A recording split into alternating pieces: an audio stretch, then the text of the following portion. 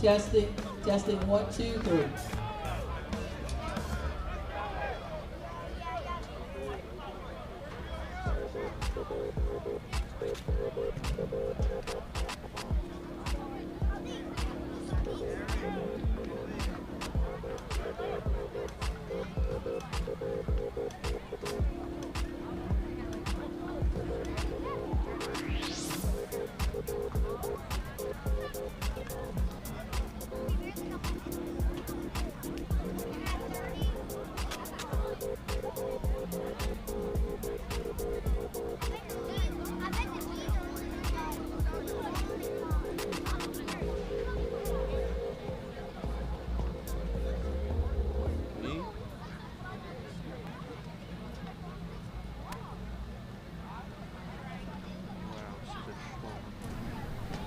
Should be hearing this in the And we are live here on the Bauer Sports Network.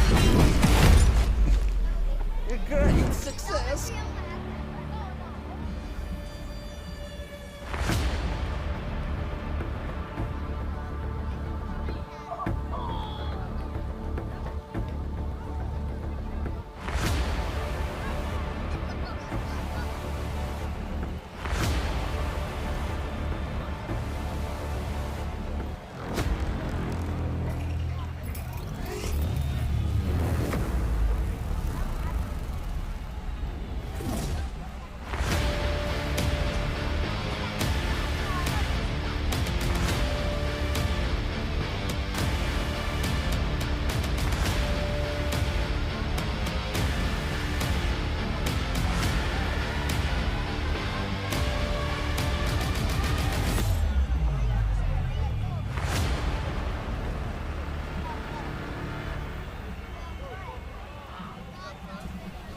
And we are live here on the Bauer Sports Network. Buddy Leday joined by Casey Rodriguez on a beautiful night for football at Harvey Pelche Stadium, Yaki Bernard Field, in the Richard Morvant Senior Complex of Champions on the campus of E.D. White Catholic High School for tonight's action against the Ellender Memorial High School Patriots and the McMain High School Mustangs out of New Orleans. E.D. White has been so gracious to welcome these two schools onto their campus. Our friends from Ellender have been through a lot. We'll talk more about that throughout the broadcast. And it's great to have our friends from McMain down from New Orleans on this beautiful Friday night for football, Casey. Buddy, it's been 10 long years since we've been here, and finally we are back in the friendly confines of Harvey Pelche Stadium. And we're bringing Bayou High School football not just to the people of Thibodaux, but to the world via the Bauer Sports Network, live and in color. Buddy, this is hard for me to admit, but sometimes some things are just bigger than football, and this is one of those times, buddy. Tonight, we have the Ellender Patriots taking on the McMain Mustangs of New Orleans, and Ellender High School serves one of the hardest hit communities from Hurricane Ida, and the fact that they are here tonight to play football is a win no matter what, how the things turn out. Yeah, you know, Casey, and talking to Coach Jesse Turner, a Nichols alum, played ball for the Colonels. We went down and spoke to him, and he was getting choked up just mentioning what this team has been through. You know, at least double digits, kids who are displaced from their homes, who've lost everything, the coaches who are having a commute. Some of his players are commuting from as far as Lafayette just to practice in Houma. They're having to go to Terrebonne High School when school resumes. Their equipment was almost a total loss. But they're here tonight, and that's what Coach Turner said. It's been a rough go, but the community needs them to play this football game. The kids know that. They know that everybody's looking for a little respite from what they've been through the last few weeks. The communities at Dulac and Dularge, Grand Kaya, all along the east side of Houma that serves Ellender High School. They've been through a lot, and so to be here tonight and on the campus of E.D. White High School against McMain, who they played last year, and they played them tough. It just couldn't be a better night to have a good football game. Yeah, last season was Ellender's first win here against McMain. They won that game 30-14. And, yeah, like you said, buddy, the emotion that Coach Turner showed when we talked to him, I mean, it was really palpable. And just the adversity that some of these kids have gone through to be here tonight, I mean, I tip my hat to them already. But on offense, they're gonna be running a spread. They're gonna get the ball out quick, he said, and they're gonna move the ball around. They got a quarterback. His name's Ryan Williams, senior, and number 2, Orion James, is a wide receiver that we need to look out for. Anthony Fourier, their running back, he said is gonna be kind of that stud. He's a guy they're gonna try to put the ball in his hands as much as they can. on defense. They got a 4-3 multiple. They like to move a guy up. Sounds like they like to play real aggressive on that side of the ball, so I'm really looking forward to it. Yeah, he said it's a veteran-laden defense. He said that right now they're not quite where the offense is, but again, he has some real talent on offense, and Ellender's known for that. Every year they have one or two guys that are Division I type talent, and this year it's Orion James, number 2. He's a commit to Louisiana Tech at this point in time. He's being looked at by a lot of other schools. Again, another kid who's just been through a lot. And like you mentioned, Ryan Williams, his younger brother Royal Williams, another receiver. They've been through a lot. He specifically, Coach Turner said they lost their home. And then after the home was destroyed, they had issues with looting. So they lost the things that they owned as well. And he said it took a lot of pepping them up to get them out here and ready to go. But they're here tonight. They're ready to play. We watched them in pregame. These kids are pumped up. They're really ready to be here and do this for their communities.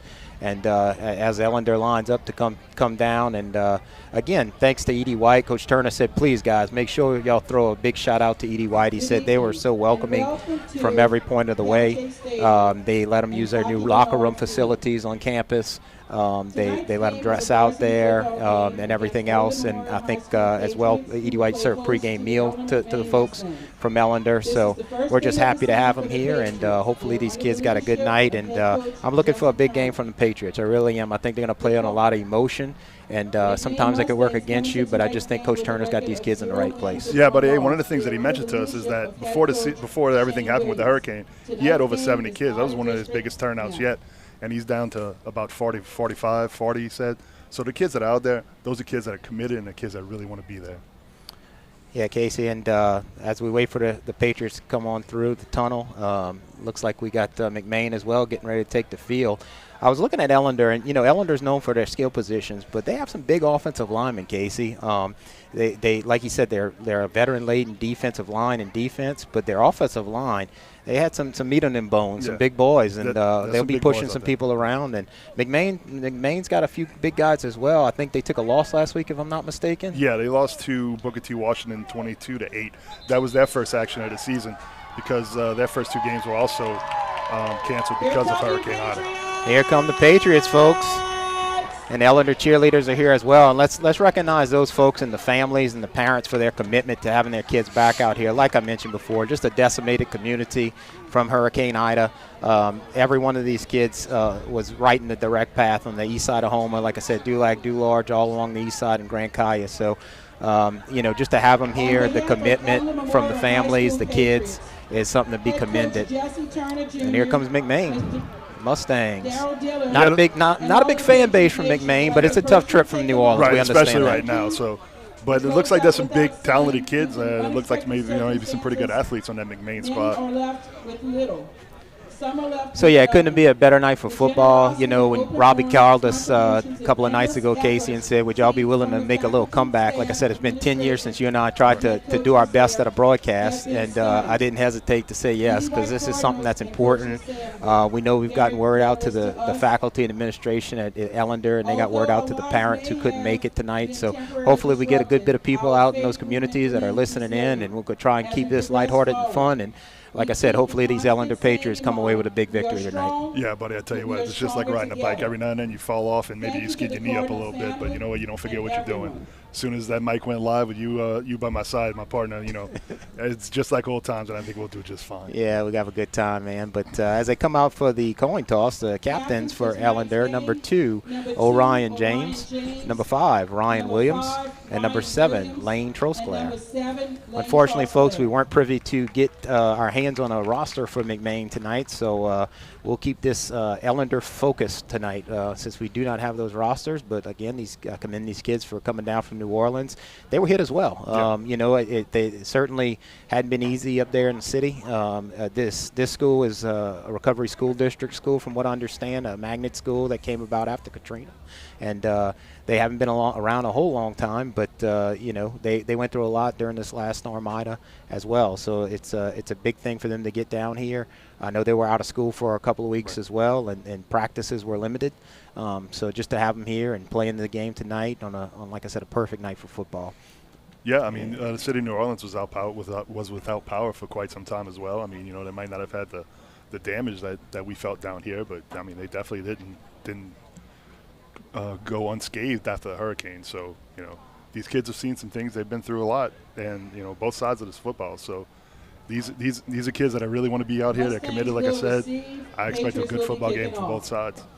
And it looks like the Mustangs won the toss, and they elect to receive. Ellender will be kicking from right to left. And you're going to have to excuse me, folks. I'm used to doing radio, and we got a live stream, so clearly y'all could see it's right to left. But I'll try and talk a little less and let the play-in do the talking a little bit more. We're going to go ahead and take a break right now as we listen to the invocation and the national anthem as we honor our country, the United States of America. And everyone else here tonight. Now join with me in honoring the United States of America and the men and women in uniform who stand for freedom throughout the world. Please remain standing as we do the national anthem.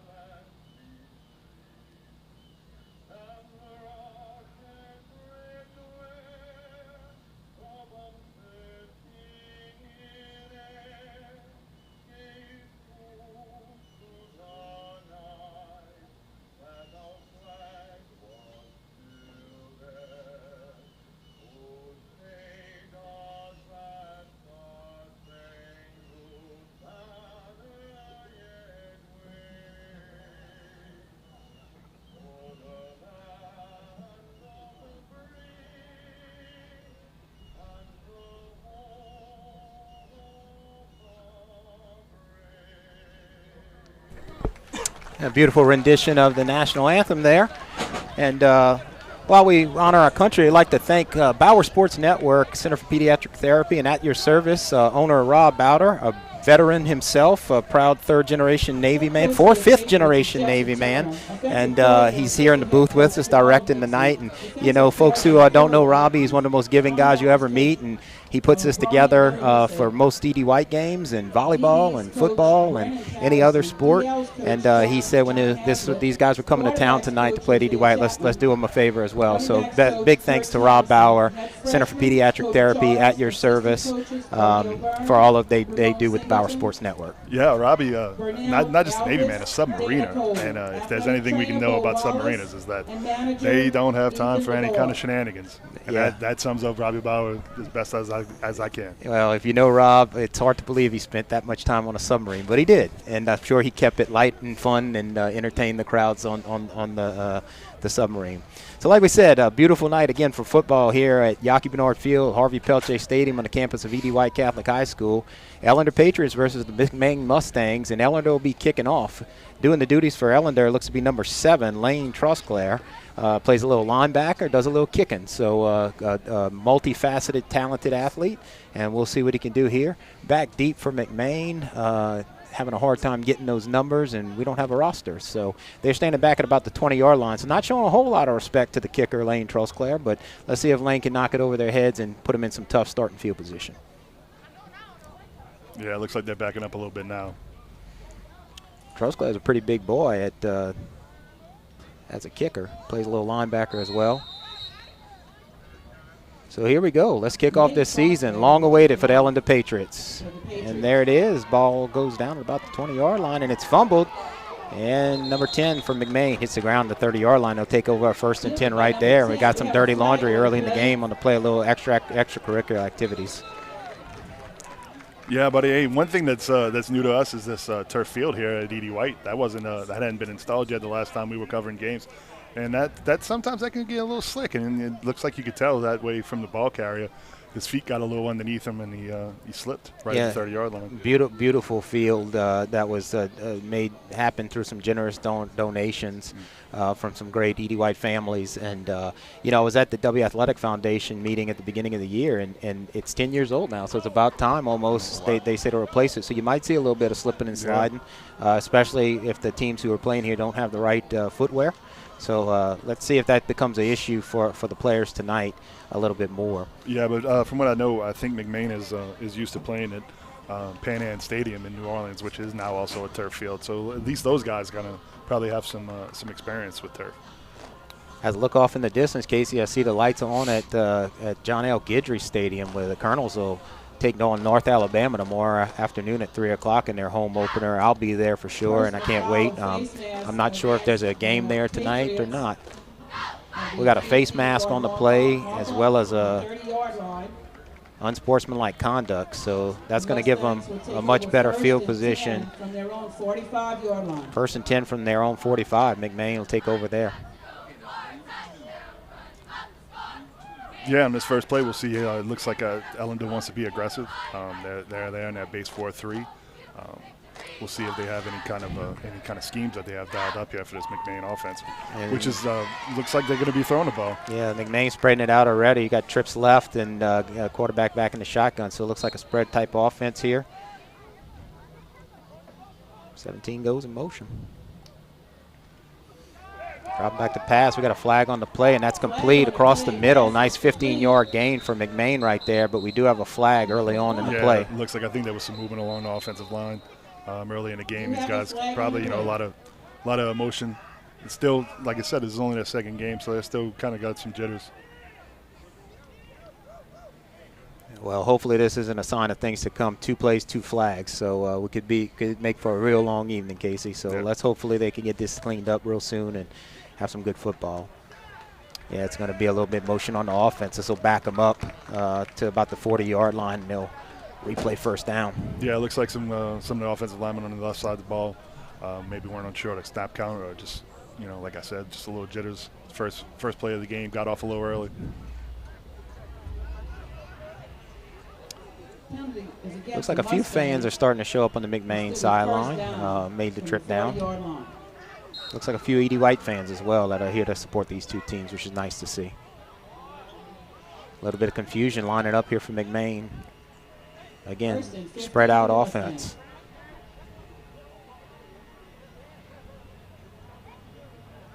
Looks like he might be changing the play at the line, calling the plays at the line.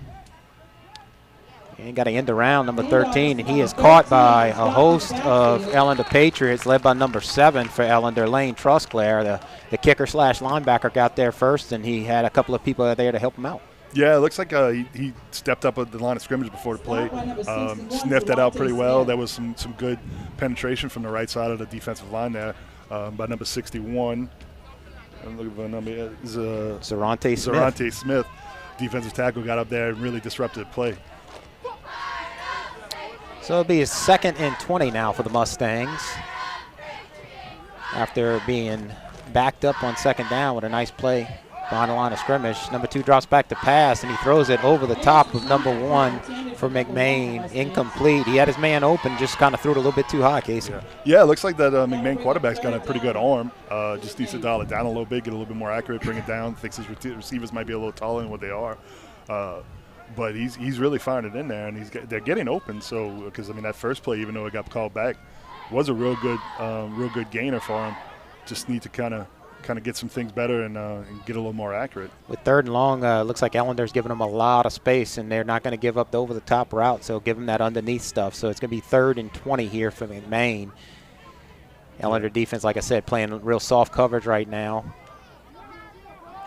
And we got movement on the offensive line from McMain. This will back them up again. They'll be playing a 3rd and 25.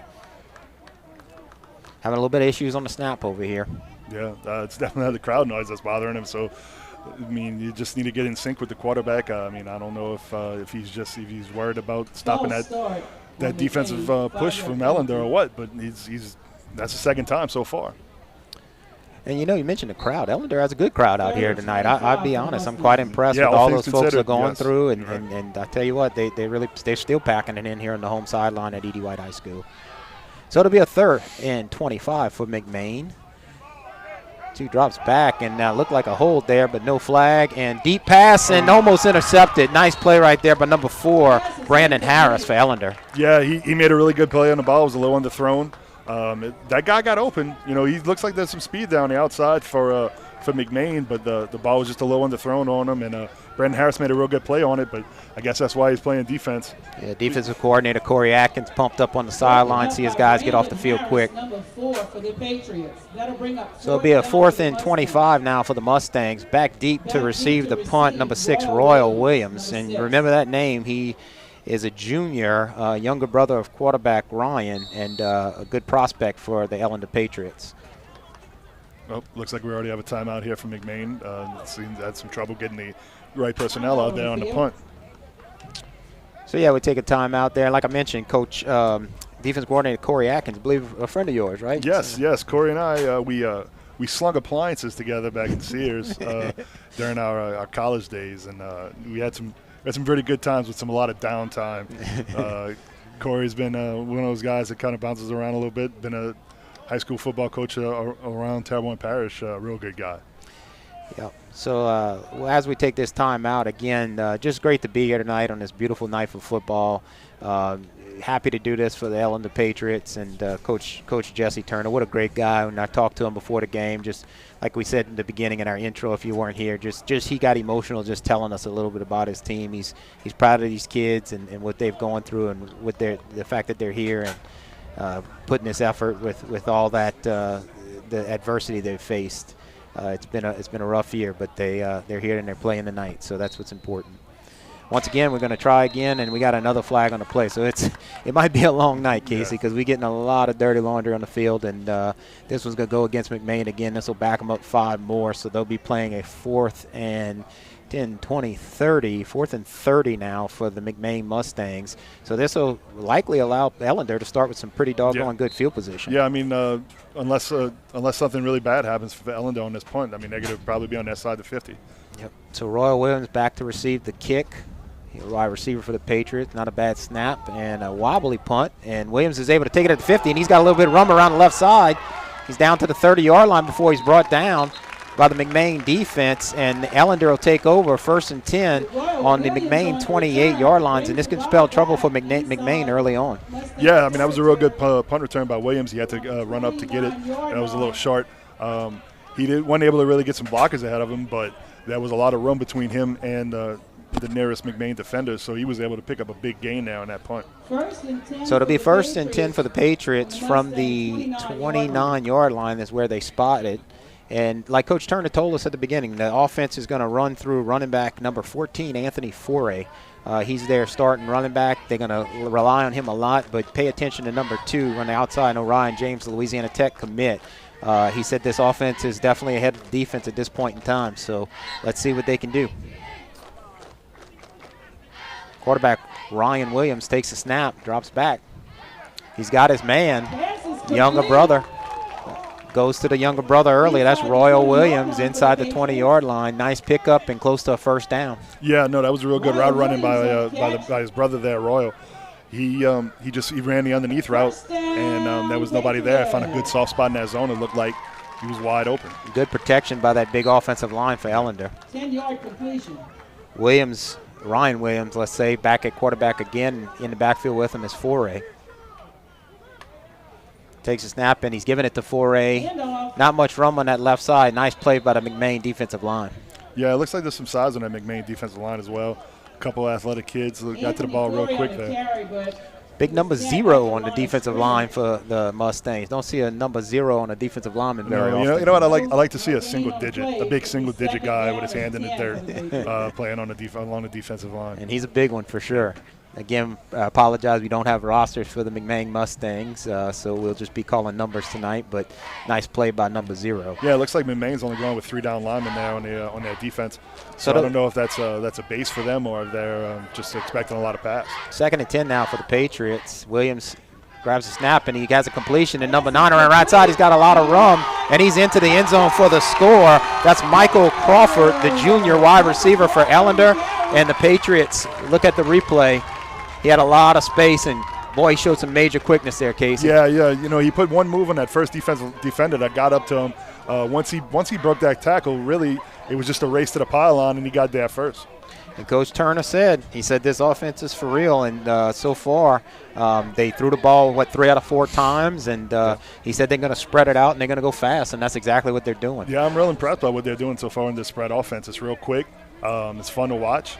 They got a bunch of athletic guys out there, so, I mean, you know, you need to utilize them as best you can.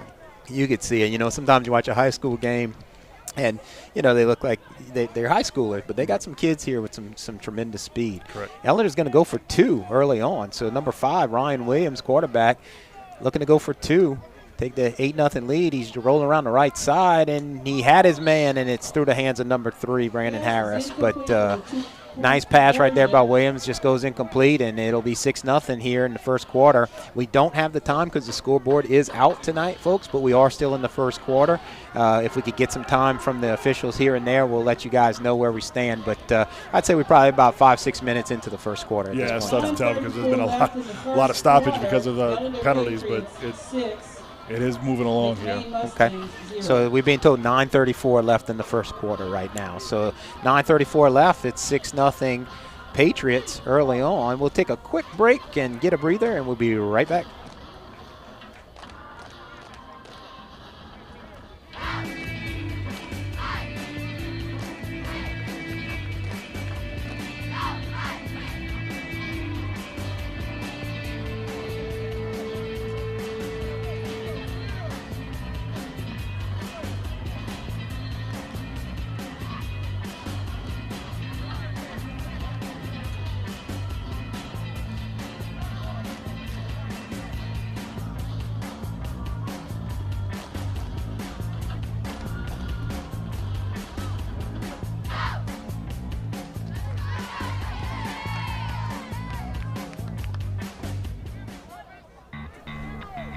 And we are back here. Jacob Bernard Field, Harvey Pelche Memorial Stadium in the Dr. Richard Bourgvart Senior Complex of Champions on the campus of E.D. White Catholic High School, where the Ellender Patriots have now taken an early 6-0 lead over the McMain Mustangs, and they'll be kicking off here, number 7, Lane Trusclair. Not a bad kick, taking it about the 20-yard line and fumbled once again by McMain. Has a little bit of rum, and then he's taken down. Nice tackle right there by number 13, Xavier Bryant. Xavier Bryant. Got a flag on the play. And I tell you what, this is about 50% of the plays we're seeing has a penalty, so hopefully they can get it cleaned up soon. Yeah, first game for Ellender, second game for McMain. I mean, it's they're high school kids going through a lot on and you know off the field right now, so. It's been tough for them to get their minds right, probably. And be honest with you, everything's going against McMain at this point. Yeah, it's a few false starts. We had a face mask, and now there's a hold on the return. So they'll take over a 1st and 10 on their own 19-yard line. In their first possession, they were negative 25 yards. So hopefully Ellender can continue that trend of playing some tough, stingy, fast-moving defense. Spread out again, and 2 in the backfield this time. And number 2 from McMain takes it around the left side. Not much doing there. Nice tackle by the front line of Ellender. Looked like number 32 in on that play for Ellender. That's Keelan Pellegrin. Yeah, Jr. Pellegrin and number 7 again, Lane Trosclair. Those guys on the right side of the line are doing a real good job staying home, not letting them bounce outside. That's the best thing you can do when you're outside on that island there on the end. You need to keep everything in front of you. You can't let those running backs or the quarterback get outside of you. That's the worst thing you can do. So they're doing a really good job. They're getting pressure, getting some penetration, and they're stopping things in the backfield. So it'll be a 2nd and 8 now for the McMain Mustangs, and quarterback drops back. He's got pressure, and he throws. They're saying it was complete. That was close, but it was probably for a 1-yard loss to number 13. And Ellender Patriots, number 8 for Ellender, was all over that. That's Preston Bourdet. Yeah, there we go, buddy. Again, that right side of the Ellender front. They're getting pressure, they're getting penetration, they're getting up the field, and they're disrupting things in the backfield. Right there, they got in the quarterback's face. They altered his throw, and he was just barely able to get it off, but for actually a small loss. Bourdet, number 8, another good-looking athlete for Ellender. You could just see a lot of team speed for this Patriot defense. And McMain's facing another 3rd and long. It'll be about a 3rd and 11 from their own 18-yard line. And that's a completion. And right away, again, tough, fast, stingy defense by Ellender. And these guys are playing like they're on a mission tonight. Yeah, they're really all over the field. There's not a whole lot of separation between them and the ball. They're always there, and whenever somebody gets something to make a tackle, he brings friends with him and makes sure that the ball carrier goes down. That was Jonathan Valalungo on that tackle, inside linebacker for Ellender.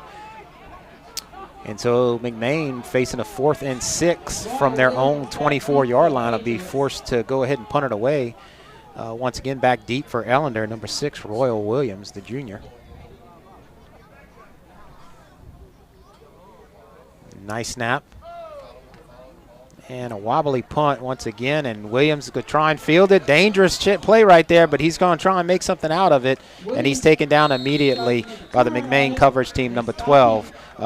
Risky play there, but he did field it well, and it'll be a 1st and 10 for the Ellender Patriots at their own 48. Yeah, it looked like Ellender had a block on there. There was a lot of penetration. They were able to get to the punter, disrupted his punt again, also almost came really close to blocking it. Thought maybe we might see a flag there because it looked like there might have been some contact, but the ref disagreed.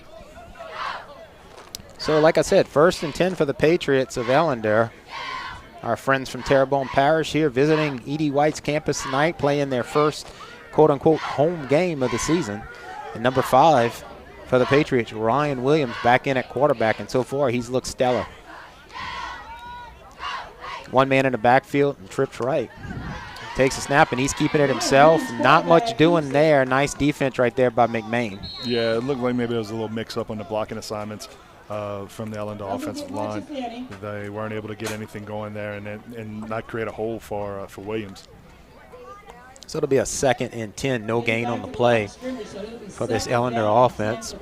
They sure made it look easy on their first possession, but on that first play right there, a little bit miscommunication maybe on the blocking assignments, and that's going to happen. I mean, they've only practiced for about a week now. Coach Jesse Turner mentioned to us before the game, so the fact that they're here tonight and they've looked pretty good so far has been impressive.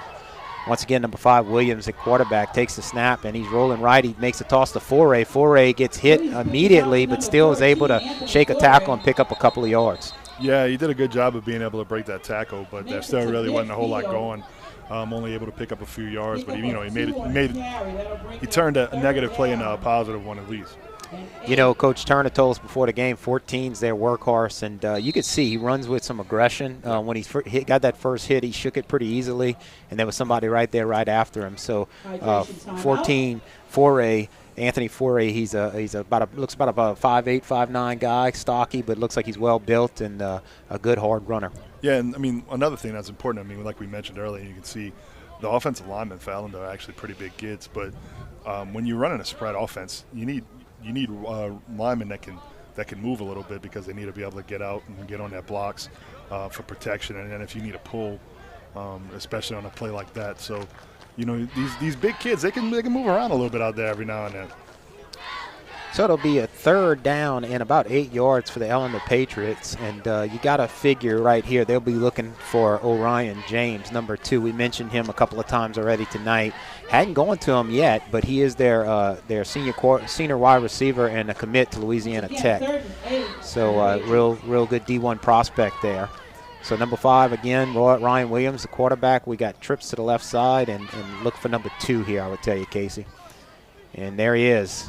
And he takes the pass right about the 50-yard line. He's got a little running room around the 40 down to the 30-yard line where he's pushed out of bounds and showed a little bit of breakaway speed. Some nice blocks right there by the other wide receivers for Ellender. Yeah, when you have a big athletic kid like that, that's a really good play to use when you need some yards. There's a bubble screen out to the wide receiver. He takes a step back. He's bound to be open because, I mean, they were playing a little bit loose on him. And then the most important thing is once you get the ball in his hands, is that, like you said, those wide receivers get down there and they make blocks on the defensive backs so they can open up some room for him. And they did that, and they got a big chunk of yards. Perfectly executed play right there for Ellender. So there'll be a 1st and 10 on the McMain 30-yard line now. Williams backing again at quarterback and Foray's in the backfield with him, and I'm trying to get a number on who else is back there, and here comes another flag. Boy, they really like throwing them tonight, and it's a delay of game on Ellender, so this will back them up 5 yards. Yeah, it looks like a little miscommunication on Ellender's offense. They had trouble coming out the huddle, getting lined up there, and so they took a little too much time. Again, that's going to happen at any time, but when you've only been practicing for 1 week, it's tough, especially when you get into plays called from the sidelines like Ellender does. It's a no-huddle offense, something you see more and more these days. So that's Xavier Bryant and Anthony Foray in the backfield with Williams. Williams drops back to pass. He's looking deep. He's got his man. That's number 6, and it's complete for a touchdown to his little brother, Royal Williams. And we'll look at the replay here. Good protection, and under a little bit of pressure there at the end, Williams sees his brother. Perfect pass into the end zone. Couldn't do it any better. Yeah, that was just a go route, buddy. I mean, he was probably his number 1 guy there on that play. There was a little bit of pressure, like you said, but he stood strong in the pocket. He found his man, and they connected right up the sideline there. That was a really good drawn-up play. It took advantage of a mismatch there on the outside, and good ball, good throw, good catch. Great throw, great catch to the Williams brothers. And like Coach Turner told us before the games, those are another 2 of his players who've been displaced, lost their home, and they're here tonight playing, and not only playing, but they're shining at this point in time. And a decent chance this is the most fun those kids have had in a long time, and so they're probably out there enjoying it. So they're going to go for 2 once again, up 12-0, and Williams has the carry into the end zone for 2, so that'll make it 14-0 Patriots. Yeah, good blocking up front. He found a little crease in the defense. Real good ball vision with Williams there finding end zone. Ellender looks great so far, Casey. We'll go ahead and take a break just for a couple of seconds here, catch a breather, and we'll be right back. Ellender leads 14-0.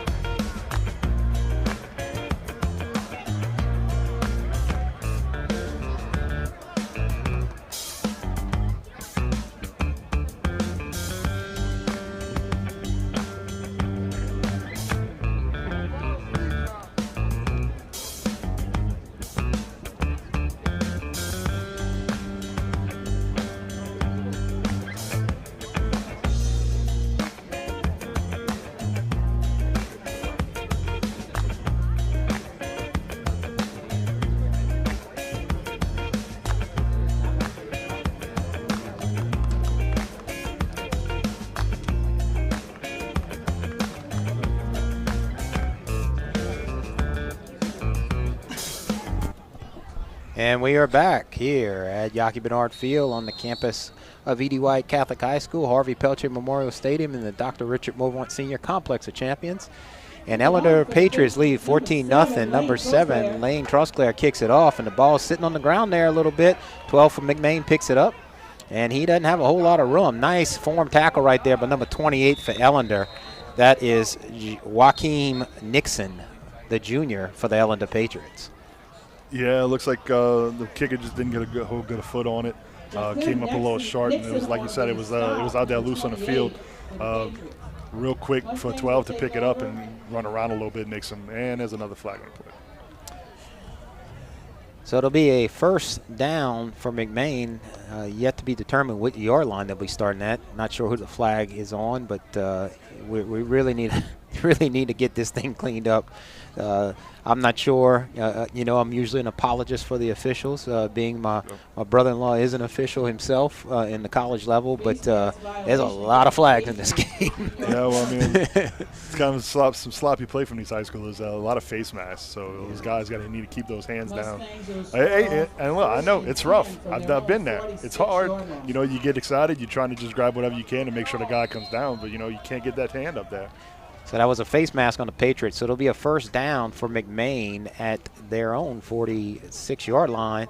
And number 12 for McMain is wide open, busted coverage there, and he's got a lot of running room after the catch, and he's into the end zone for the score. That was a quick strike right there for McMain, and I tell you what, they're right back in this thing. Yeah, that was just a mix-up on the man coverage there by Ellender. Looks like number 8 thought that the other guy was going to pick him up, and he just ran right by him.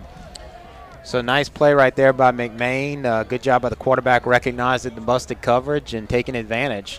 And we'll see if McMain decides to go for 2 or if they'll go ahead for the extra point here. Ellender seems set on going for 2 every time they've scored so far. Yeah, looks like McMain's going to do the same. Good to do the same. So this is always fun. A little bit extra action here. Although I am a nobody wants to see boring kicks. Oh, don't give me that. Come on now. I'm a big fan of the kickers. All right, let's see what McMain's got here in the 2-point conversion, and they hand it off to number 2. Looks like he had a little bit of a crease, but did Ellender stop him? They did. So nice job right there by the Ellender defense and clogging up the hole, not letting them score, and they'll keep that 14-6 lead. Yeah, buddy. I don't know if we can get another replay on that because it looked like there was it was kind of an interesting formation. The quarterback was real deep with 2 upbacks, and they actually snapped the ball to the upback, who then proceeded to hand the ball off to the quarterback to try to run it up the gut, and there just wasn't anything going there. Yeah, they trying anything right now. I mean, they fell behind quick to Ellender, and I think they feel like they got to kind of mix it up a little bit. But again, McMain's now shown the ability to have that quick strike offense, same as Ellender. We'll see if the Patriots can answer.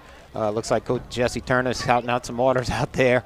And for those of you that don't know Coach Turner, guy played ball at Nichols, had a heck of a career himself, a running back. And good to see him staying in the community after his graduation and head coach over at Ellender.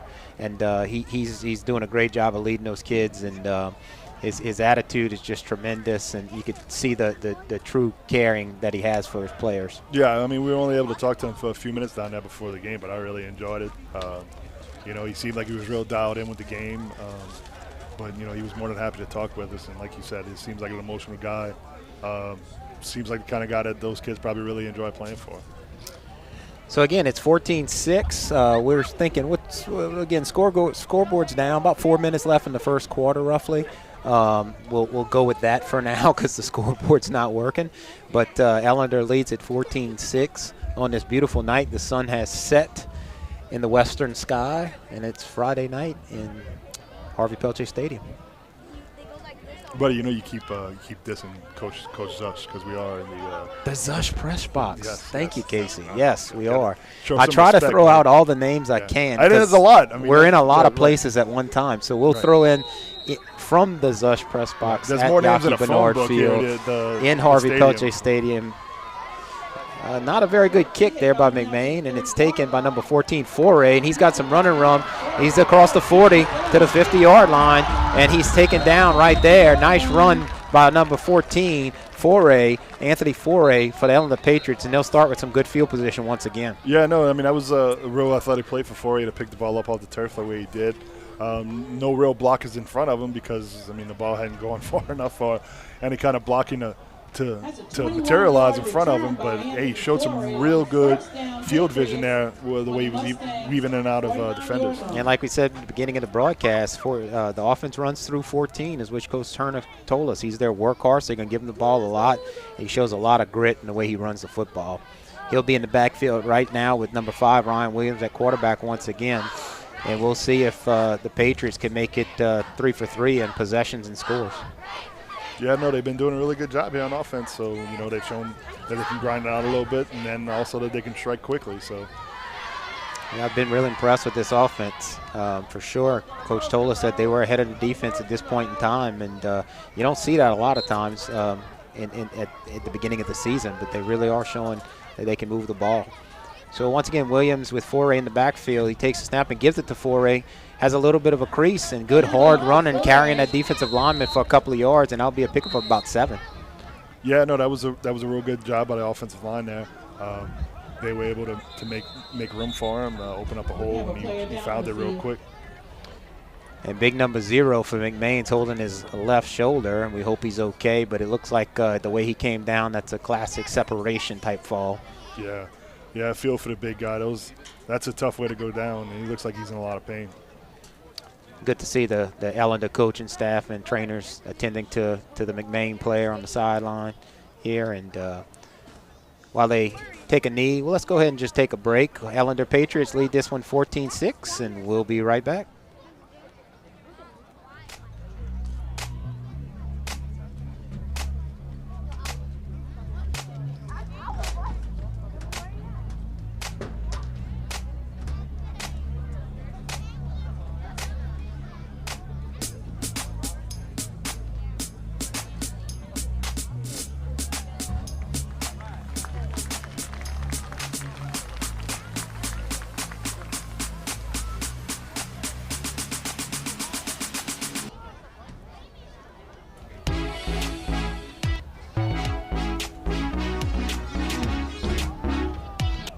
We are back. Number 0 looks like he's getting off the field under his own power. It looks like a shoulder injury. He's kind of letting that arm hang limp, so we hope he comes back on the field. He's a big boy for McMain. I know they need him on that interior defensive line. Yeah, he was doing a pretty good job there. He was getting in some plays before the injury, so it looks like somebody at McMain will miss. So it'll be a second and roughly 4 yards here for the Ellender Patriots. They've scored on each of their first 2 possessions. This is their 3rd possession of the game. We're still in the first quarter, and they lead this one 14-6. Williams, the quarterback, number 5, has played well so far, and once again in the backfield with them. Is that 4A? It looks like might be somebody different this time. No, that is 4A. Williams takes a snap, and he's under some pressure. He's going to keep it himself, looking for the numbers, and he's not quite. I think he'd be about 1 yard shy of the first down. Yeah, he's 1 yard shy of the first, but he did a really good job there. He felt the pressure, stepped up in the pocket, saw that nothing was there, and so he bailed out, and he for a big gain, almost picking up the first down. So that 3rd and 1's a lot easier than 3rd and 8 if you take a sack back there. So it'll be 3rd and 1 for the Ellender Patriots. Williams gets the call from Coach Jesse Turner and goes there going with the huddle this time, Casey. So they were going no huddle quite a bit. They're going to the huddle here on this critical 3rd and 1 right here. Got to make sure you get it right on 3rd down. 4A in the backfield with Williams once again, and Williams keeping it, and he's got the first down, running hard. He did not slide into that one. He put a shoulder down, and he took some pretty hard contact from McMain. Like to see that from the quarterback. Yeah, I mean, he definitely did not seem like he was shy of getting in there and making contact. Once again, real good push by the offensive line. That 3-man front there of looks like we got another guy hurt from McMain on the front line. Yeah, that's number 99 for McMain. He's kind of hobbling off the field under his own power. He looks like he's okay. Might have got the wind knocked out of him a little bit. Yeah, he's taking a knee. Looked like he might have gotten hit in the gut, something like that. So maybe even a little lower. Yep. Trying to catch his breath here. Right. Again, so far, just this beautiful night for football. Great to have the lights on a Friday night, even though, Edie White's not playing tonight. They'll be playing tomorrow. We'll talk more about that throughout the broadcast. Edie White versus another school that just greatly affected by Hurricane Ida in the South Lafourche Tarpons will be coming to town for an 11 o'clock kick tomorrow morning. Yeah, that's another school like we talked about here with Ellender that, their school's been decimated. Their players are probably a lot of displaced kids, having a rough time of getting out there and practicing through everything that's going on. So, again, my hat's off to those kids that are going to make it out for the game tomorrow. Yeah, and hats off to Edie White. I mean, they welcomed Ellender here tonight when South Lafourche called them midweek and said, hey, look, we change of plans. We need to go to your place. I think initially it was scheduled to be at Thibodaux High School. Right. Edie White said, come on down. And I understand the parents here have cooked a pregame meal for Ellender, welcomed them to the locker room, and then we're doing the same for South Lafourche. They got some gifts and stuff planned by some great sponsors tomorrow. So just welcoming people, the good Christian thing to do. In addition, a lot of folks may or may not realize this, but Vanderbilt Catholic, Edie White's biggest rival, is now sharing campus with them on a week-to-week basis. 2 days a week. 2 days a week, 2 and 3 days a week, they're coming into town. So just tremendous job by Edie White and administration here and trying to accommodate this whole region as best they can and being good neighbors. It'll be a first down for the Ellender Patriots. Williams once again in shotgun, one man in motion, takes a snap, and he gives it to Foray, and Foray's hitting the backfield. Man, I like the way Foray runs. That's the second time it looks like he should be stopped for a loss and still manages to lean forward for 2 yards. Yeah, hey, you got to give it to number 8 there from McMain. He did a real good job there coming up from his middle linebacker spot. There was some trickeration going on with a receiver going in motion. Looked like there might be a shuttle pass to him as he was coming around for a speed play, and then they ended up going back with it to Foray. But the middle linebacker from McMain sniffed that out and did a really good job of stepping up and going for a short gain. Williams looking to the sideline for the call. Looks to be changing the play at the line of scrimmage as they play a 2nd and 8, does Ellender.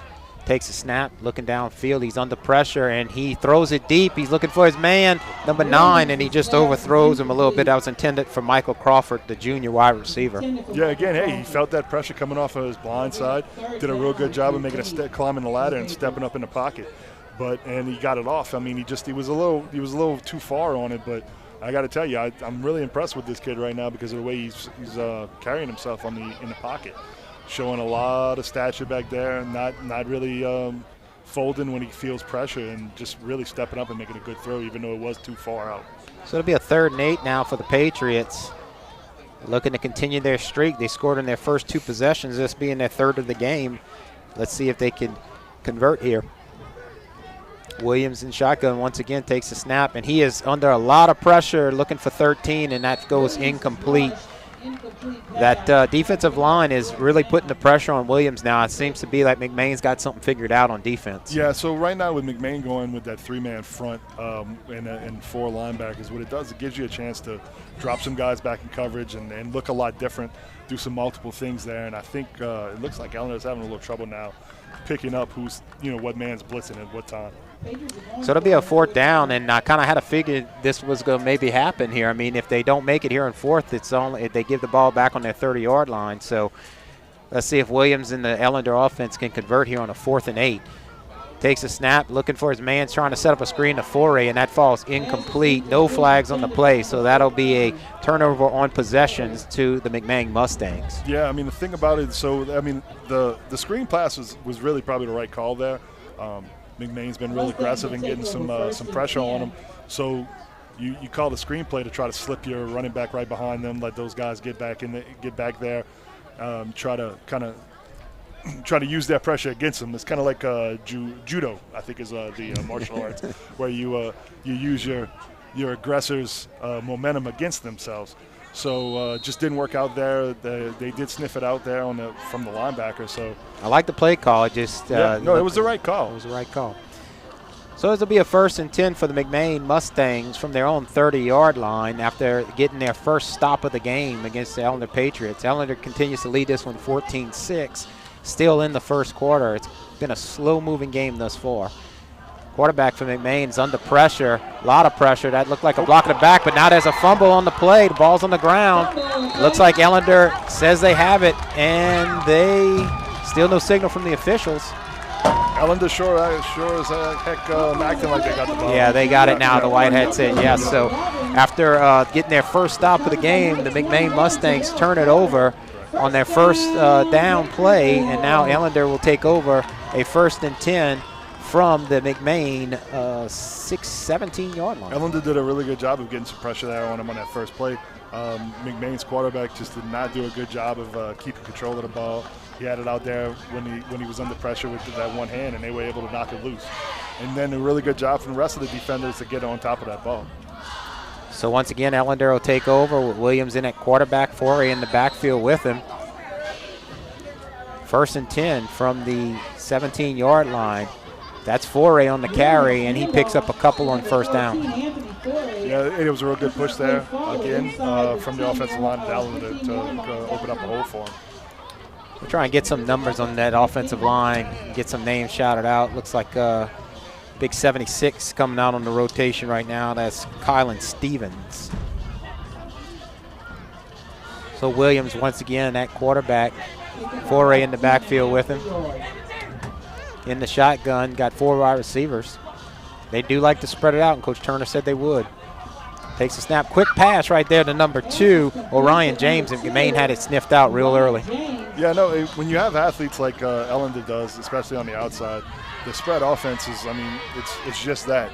What happens is you spread the defense out and you try to find mismatches within the individual matchups.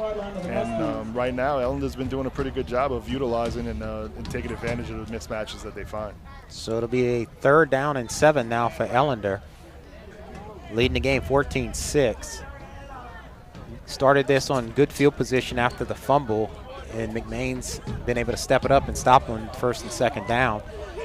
Once again, Williams at quarterback takes a snap. He's rolling around the right side under some pressure, and he's got his man. That's number 6, Royal Williams, and the brothers are making a good combination tonight. Yeah, a real good job by Ryan Williams to get outside of the pocket.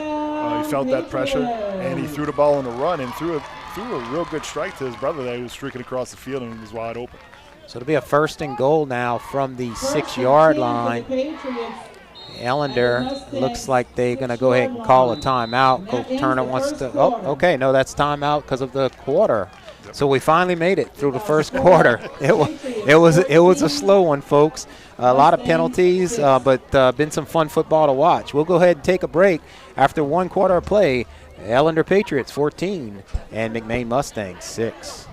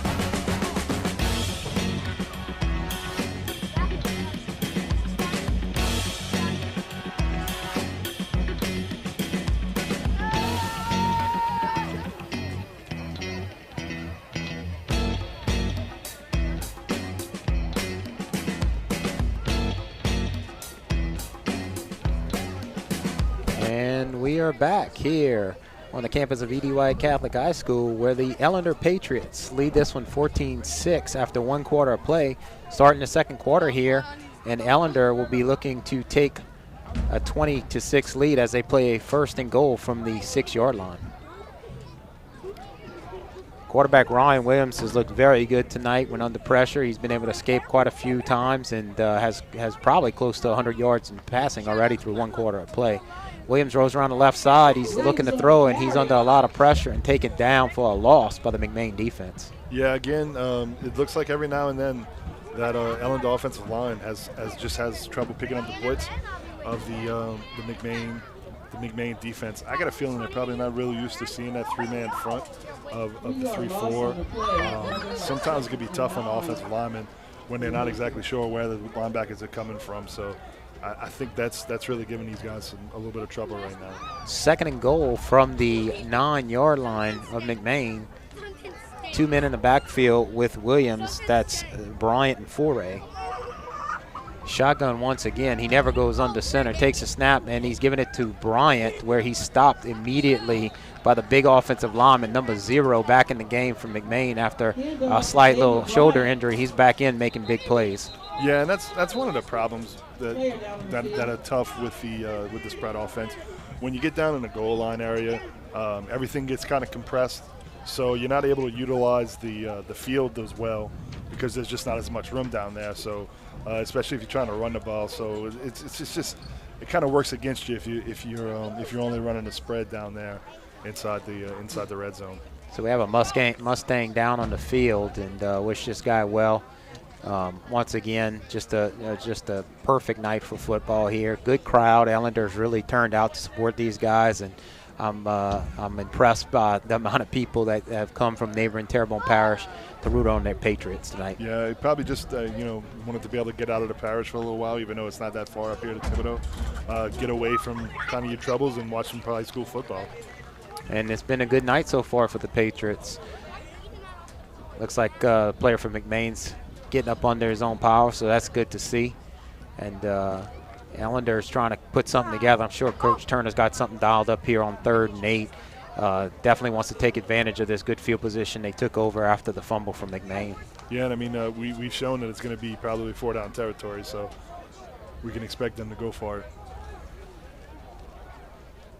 So, like I said, we're trying to get some numbers on these linemen. Number 64, the center, that's Jared Bolden so far. He's done a real good job getting the ball back to Williams on every play. Good snap. Once again, looking for the corner of the end zone is Williams, and falls incomplete, but there is a flag that was intended for Orion James, the big Louisiana Tech commit, but I think there's going to be a holding on that defense pass interference. Yeah, it looks like number 1 got up there. He didn't get his head turned around in time. Just interfered with him, got his hands on him before the ball got to him, so that's going to get called every time. We'll try and see what the call is there. Try and get a replay on that pass interference. Nope.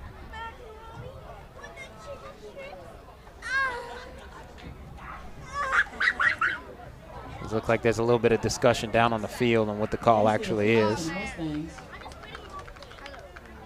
It is pass interference. Okay, so that's going to go against McMain.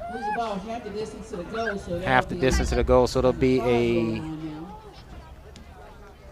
should be automatic first down on the PI. Yeah, they just haven't reset the change yet. It will be an automatic first down. That's the big thing in that play. There really wasn't a whole lot of field position. And in the round right there, looks like it's into the end zone. Trying to get a number for you. That's number 6.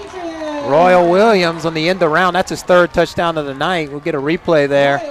Ryan Williams handed off to younger brother, the junior Royal Williams, and he got to that corner real quick, and even though he was pushed, he still was able to make it across the goal line. Yeah, that's just a simple jet sweep. You utilize some speed there on the wide receiver. You get the ball in his hands, especially a guy like that. The important thing is, like I discussed earlier, even though these offensive linemen are big guys, they got to be kind of athletic enough to get out there and pull in and get in front of these faster guys. And then, especially when you get out there on the corners, you're going to have a big offensive line going against the defensive backs. So that's a good matchup there for you if you're on the offense. It's 20-6 Ellender here in the 2nd quarter, and they're going to go for 2 once again. They've gone for 2 every time they scored tonight, and they are 1 for 3 so far, or 1 for 2 rather. Williams trying to send somebody in motion, and he finally does get him to come around and looking for number 3, and 3 was open in the corner of the end zone. That was Tamaj version, and it falls incomplete. And Ellender will move forward with a 20-6 lead here in the 2nd quarter. Yeah, it looked like there was a little breakdown in the coverage there by McMain, so he was able to pop free, but they just weren't able to hook up on the connection. So once again, Ellender here visiting their home game actually, but visiting the Edie White campus. Been a gracious host for these Ellender Patriots, and so far I think they got to be real pleased with their performance with a 26 lead over McMain Mustangs from New Orleans. Yeah, I mean, after everything you've had to get through to get here, the adversity of the storm, getting the guys ready, having to fight through missing equipment that was damaged, practicing wherever you can, I guess. You finally get out here in week 4 to play your first game of the season, and you're doing pretty well. Things you got to be happy right now if you're Ellender Patriots. Yeah, and look, I'll tell you what, I don't know. I got to be honest. I haven't followed Ellender very closely for a long, long time. Right. But I got to think that Coach Turner, he looked confident at the pregame. He said, look, we got some guys. And clearly they do. The Williams brothers are putting on a show, just the 2 of them. Real good athletes there. Real good athletes. Orion James, these are guys that could play anywhere, it looks like. And I'd like to think that they'll probably both have some college careers ahead of them, both of the Williams brothers, and we already know James is committed to Tech. So we got some good talent on the field. This is fun to watch. And again, buddy, I really got to say, I really commend Ryan Williams for his the way he stands up in the pocket. I mean, his composure back there really Really does show. Trostler kicking off for the So number Patriots. 7, once again, that's Lane Trustclad, a linebacker slash kicker, putting it out to about the 25-yard line, where it's taken by McMain back, and he is tackled at about the 36-yard line. Nice job right there. Try and get a number for the young man from Ellender who made that tackle. Looked like number 32. That was number 32. That's Keelan Pellegrin. I called his name once already tonight. So nice tackle right there by Pellegrin on the coverage. Yeah, he did a good job of getting up the field, making that, stopping him before, because he did have a little running room in front of him, but he was able to get down there at his feet, trip him up before he was able to get any more yardage. Once again, beautiful night here and a good crowd at Harvey Pelche Stadium. The Ellender folks have turned out, which is nice to see. McMain will be taking over here in the second quarter, down 20-6. They'll be playing a 1st and 10 from their own 37-yard line. Let's see if McMain can protect the football a little bit better this go round. And completion, no, incomplete. Number 17 just kind of was looking downfield a little too soon before he caught the ball. Yeah, I mean, that was a bubble sweep. Bubble screen that was set up really well for him. He had some blockers ahead of him. There was some room. I think he just, like you said, he got caught looking down the field, took his eye off the ball, and just wasn't able to complete the catch. So it'll be a 2nd and 10 now for the McMain Mustangs here in the second quarter, down 20-6. Sorry we don't have names for the McMain players. Like I mentioned before, we weren't able to get their roster in time. That's a completion at number 12. He slips and falls, and he's be down right there where he caught it. You know, we mentioned earlier in the game on these turf fields and the moisture kind of starts to come down a little bit. It could get a little slick out there. Yeah, luckily for them, it's been pretty dry the last couple of days, but still, there's always moisture in the air around here, so they can always be a little slick down there. But even though he did trip up and slip, I don't think there was really much going for him because there were a host of Ellender defenders that had snuffed that play out pretty well. So it'll be a 3rd and, let's say, 16 for the Mustangs from their own 31-yard line. And looks like Ellender's going to keep everything in front of them here, give him a little bit of space on the offensive line. There's a completion right there for McMain, but he is stopped right away by a host of Ellender Patriots. Number 21 made first contact, looked like Terrell Carter, the senior defensive back. Yeah, McMain's just, they haven't been able to get ahead of the chains. There was that one big play on the busted coverage that ended up in their lone score so far. But otherwise, offensively, they're just having trouble getting anything going, and they've had some penalties, and they just always seem to be behind the chains on 2nd and 3rd down. And Ellender's taking advantage. So Ellender will send Royal Williams back to receive the punt.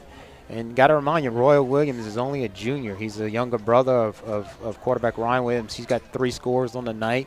And I don't think he's done, Casey. No, definitely not. So far, it's a fake punt. Nope, he was able to get it away. Looks like he was going to try and run it. Kind of like a rugby-style kick, and it turned out pretty decent there for McMain. McMain got a real good bounce on it. I think they kind of caught Ellender sleeping there because it looked like maybe he might just try to run for it. So I think it was a pretty well-designed play from McMain. So the Patriots will take it over, 1st and 10 from their own 45-yard line. Again, we're here in the second quarter of this home opener for Ellender, playing the game here in Thibodaux due to the effects of Hurricane Ida in their home stadium. It'll be a while. It'll probably be until next season. So these Patriots might make Edie White home for the season. I heard they might be able to play some games at Terrebonne High this year, but that still remains to be seen. And I know Edie White would welcome them with open arms as much as they can. Yeah, they're just going to have to play wherever they can, and they're making the most of it tonight. So it'll be a 1st and 10 for the Patriots. Williams in at quarterback once again, and Forey in the backfield with him. 4 wide receivers, and his younger brother Royal goes in motion. Ryan's rolling out. He's looking deep and decides to go with the shorter route. That's completed to number 3, Brandon Harris. He breaks a tackle, and he's into the end zone for the score, but there is a flag on the play, and I got a feeling this one's coming back for holding. Yeah, don't get too excited. This was definitely coming back because there was some holding there. You see it all the time, especially when the quarterback gets outside the pocket. And you see here on the replay, boy, I'll tell you what, Harris made a nice move right there on number 8 for McMain, and hate to see that one come back after a great catch and run. Yeah, it was a really good play. Like you said, he broke a tackle, did a really good job getting the end zone, but it's going to be all for naught. So another flag on the play, and I tell you what, it's been a slow-moving affair, and it's It's a lot of passing, which that slows it down a good bit, and a lot of penalties. Right. And I'm sure maybe Coach Turner's just relishing as much of this as he can. Let's stay out here on the field and enjoy it, because if we keep playing like this, then he's not happy though about that. About the hold. No. And I mean it's a tough spot for the offensive lineman, because once the quarterback gets outside the pocket, you gotta hold your block longer. You're not exactly sure where he's at. And I mean, when you got a big defensive lineman that's fighting with you to get leverage, sometimes your hands get outside the tackle box. I mean, outside the shoulder box, and it's just tough. And they're backing him up quite a bit. Spotted a foul 10 yards, so it'll be a 1st and 24 now for the Patriots. After the hold, the touchdown is called back. But like I said, we're in the second quarter here, and Ellender has looked very good to this point. Just a tough call right there on the penalty, but let's see if they could dial it up once again. Same formation they had on that last play. So Coach Turner may be going right back to the toolbox and run it again, see if they can get another completion. Hey, I mean, minus the hold, it worked the first time. Maybe it'll work again. Williams in the backfield, ready to take the snap along with Foray. Takes a snap, and he's looking, and escapes some. Oh, yeah, he's got some pressure, but he's got some moves as well. Hold on to that football, and he does, and he's down at about the 50-yard line, so that's a good gain of about 20 yards. And we'll look at the replay here as Williams drops back, feels the pressure, decides to go with it. And McMain was grabbing at that football and almost had it stripped, but Williams was able to make a nice positive gain, and that was much needed right there for the Patriots. Yeah, I mean, that's the problem with going for the turnover in a play like that. Hey, you know what? It's great if you can strip it from him, but you got to make sure you make the tackle as well. Otherwise, if you just start throwing your arms in there, he's going to run through it and he's going to gain more yards. So it'll be a 2nd and 7 now for the Ellender Patriots, leading this one 20-6 here in the second quarter. After Williams makes a nice play on 1st and very long after the penalty. And we got another stoppage for some reason. And a delay of game on the Patriots. So they're going to back them up 5 more yards. And, yeah, there's no debating that. Delay of game's delay of game. Yeah. The play clock is the one clock that is actually working tonight. So. So it'll be a 2nd down and 12 now for Ellender, as they lead this one 20-6. Williams, who's had a stellar night thus far, takes a snap, looking downfield, and falls incomplete. That was intended for number 9, Michael Crawford. Yeah, it looks like he just lost his receiver there. I think he might have ran the wrong route, or he thought he was going to cut up the field a little more, and he stopped there. He was open. If he could have got the ball to him, they could have got a nice gain. But looked like I said, he just thought maybe he was going to cut the ball up the field, cut his route up the field some. So it'll be a 3rd and 12 now for the Ellender Patriots. Once again, Ryan Williams, the quarterback, with Foray in the backfield with him. 4 wide receivers set. I got a feeling they might be looking down this way to Orion James on man one-on-one coverage here.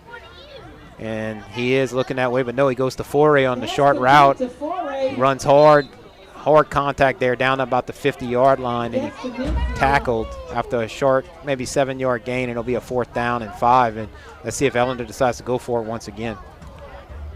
Yeah, it looks like Williams is staying in the game, so they will be going for it. I think Coach Turner had that in mind, that they were going to go for it on 4th down when he called that play, trying to get some of it back, make this 4th down a little bit more manageable to 4th and 5.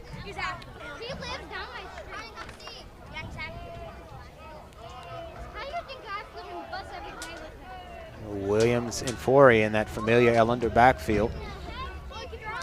4 wide receivers once again, changing the play at the line of scrimmage, and no, they're going to go ahead and call a timeout. Coach Turner didn't like what he saw, so they're going to dial something up here on 4th down. And while we got a minute, let's try and get these numbers, 76, 70, 54. Let's talk about these offensive linemen. So that's Kylan Stevens, 76, 70, Landon Ross, 54.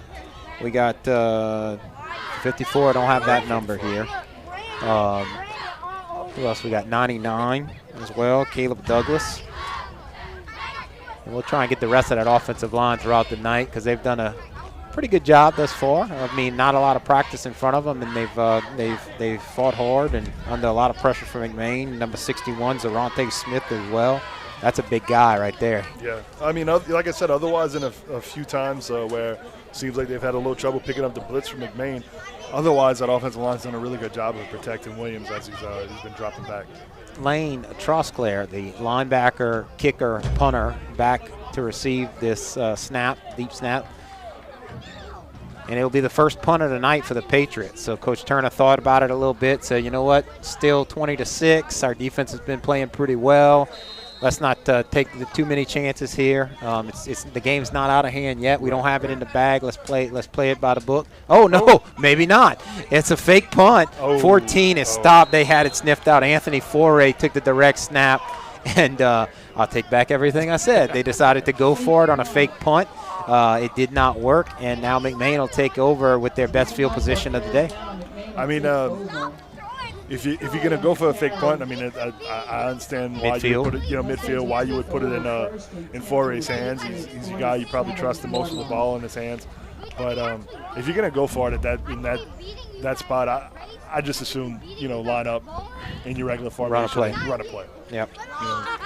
Well, I know the whole thing is you're trying to catch the defense sleeping, but in that situation, I would just go ahead and run a play. I'm not going to question Coach Turner. I think he must have saw something he didn't like when they lined up for the play, but it didn't work. So it'll be McMain's ball now, 1st and 10 for the Mustangs. You win some, you lose some. You miss every 100% of the shots you don't take. That's right. Ellender's 48-yard line. Number 3 from McMain dropping back the pass, and he's looking for his man deep, and it is nearly picked off by number 4 for Ellender through the hands of Brandon Harris.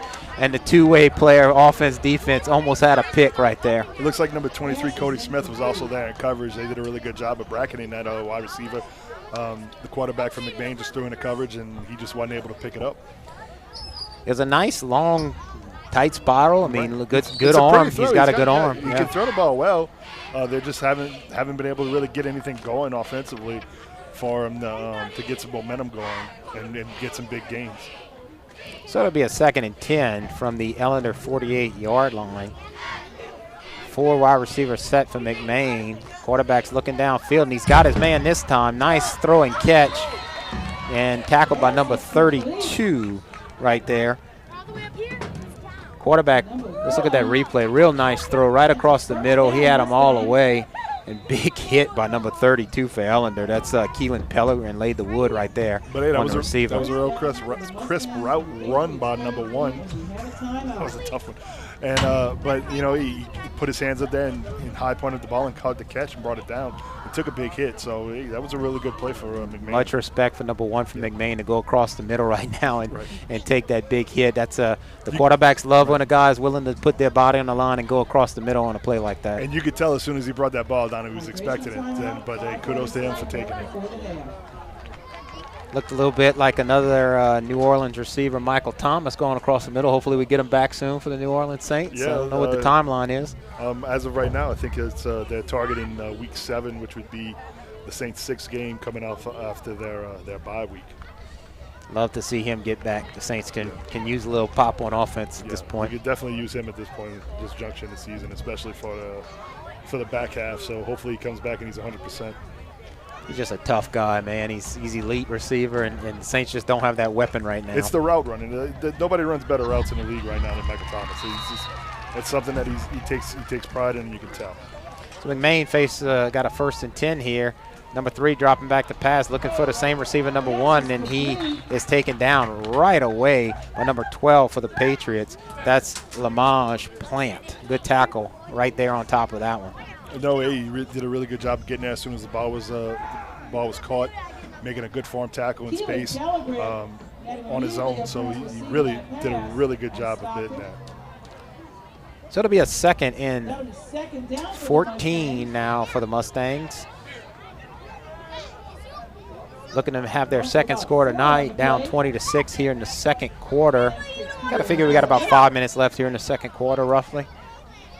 The clock is broken on the field, so it's tough to get the time. And it's a handoff to number 23. Nice play right there by the Mustangs. That's a big gain for a 1st down.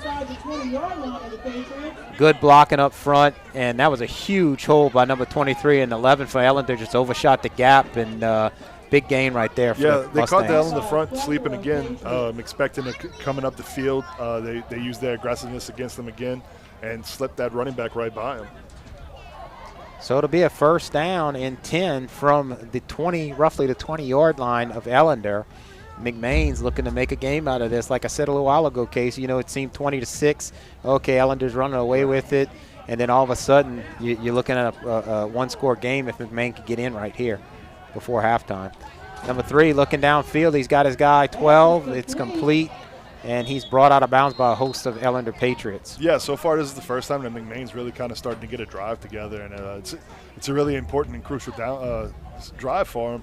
Going into halftime, you definitely want to try to get some extra points on the board right now, because otherwise Ellender's really been in control of this football game. Yeah, and Ellender's getting the ball first in the second half as well. Correct, So a score before halftime would be critical for McMain. You don't want Ellender going into that momentum, going in with that momentum and to get the ball in the second half. Looks like a little bit of confusion there on the sideline for McMain, and there's got to be 7 seconds left on the play clock. 5, 4, 3, 2, and that's going to be a delay of game. Nope, they got the timeout in? They got the timeout in. Okay, so McMain takes a timeout, and let's take a timeout as well. Ellender Patriots lead this one 20-6 in the second quarter. 3:44 left before the half.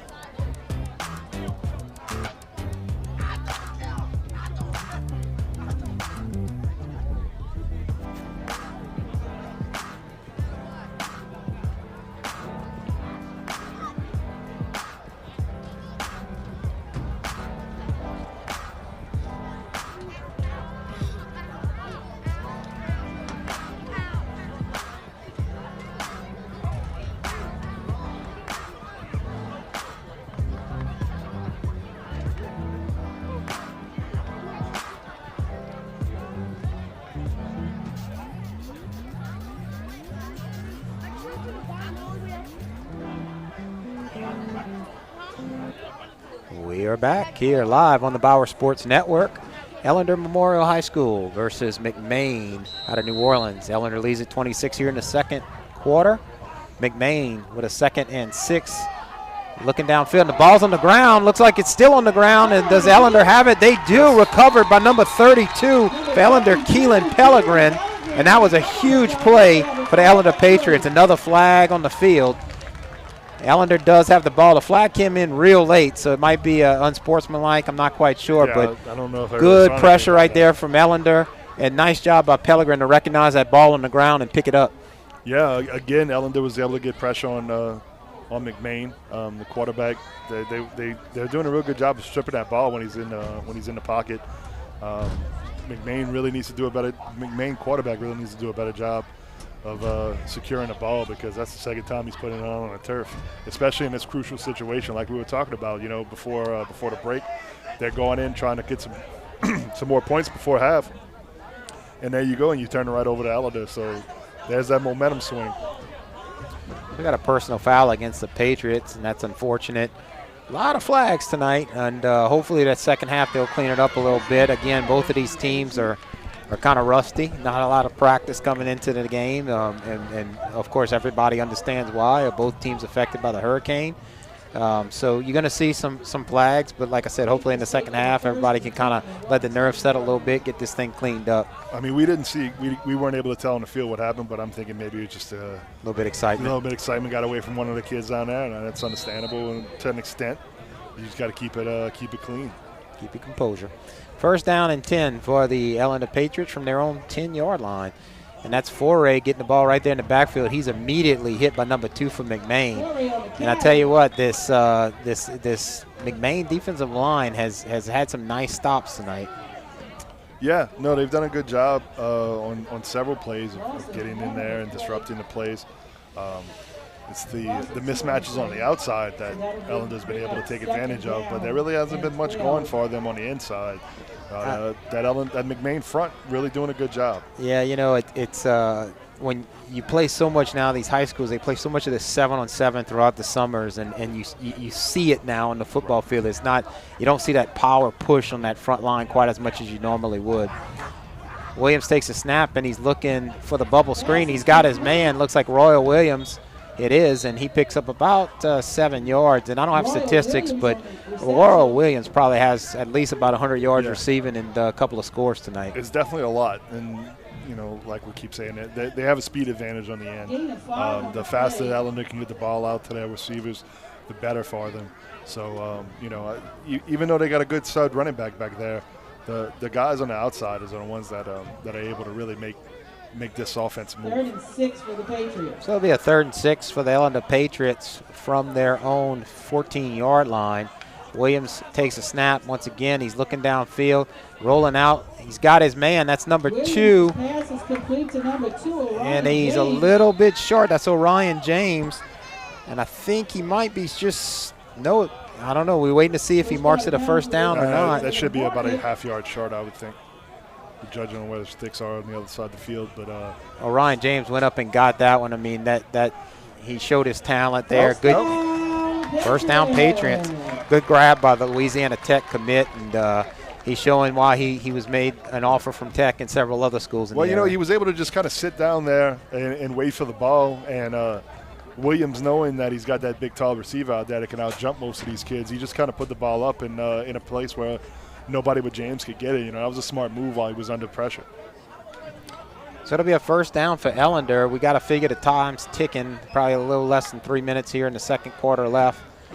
And Williams looking downfield for number 3, and that falls incomplete. That was intended for Tamaj Virgin.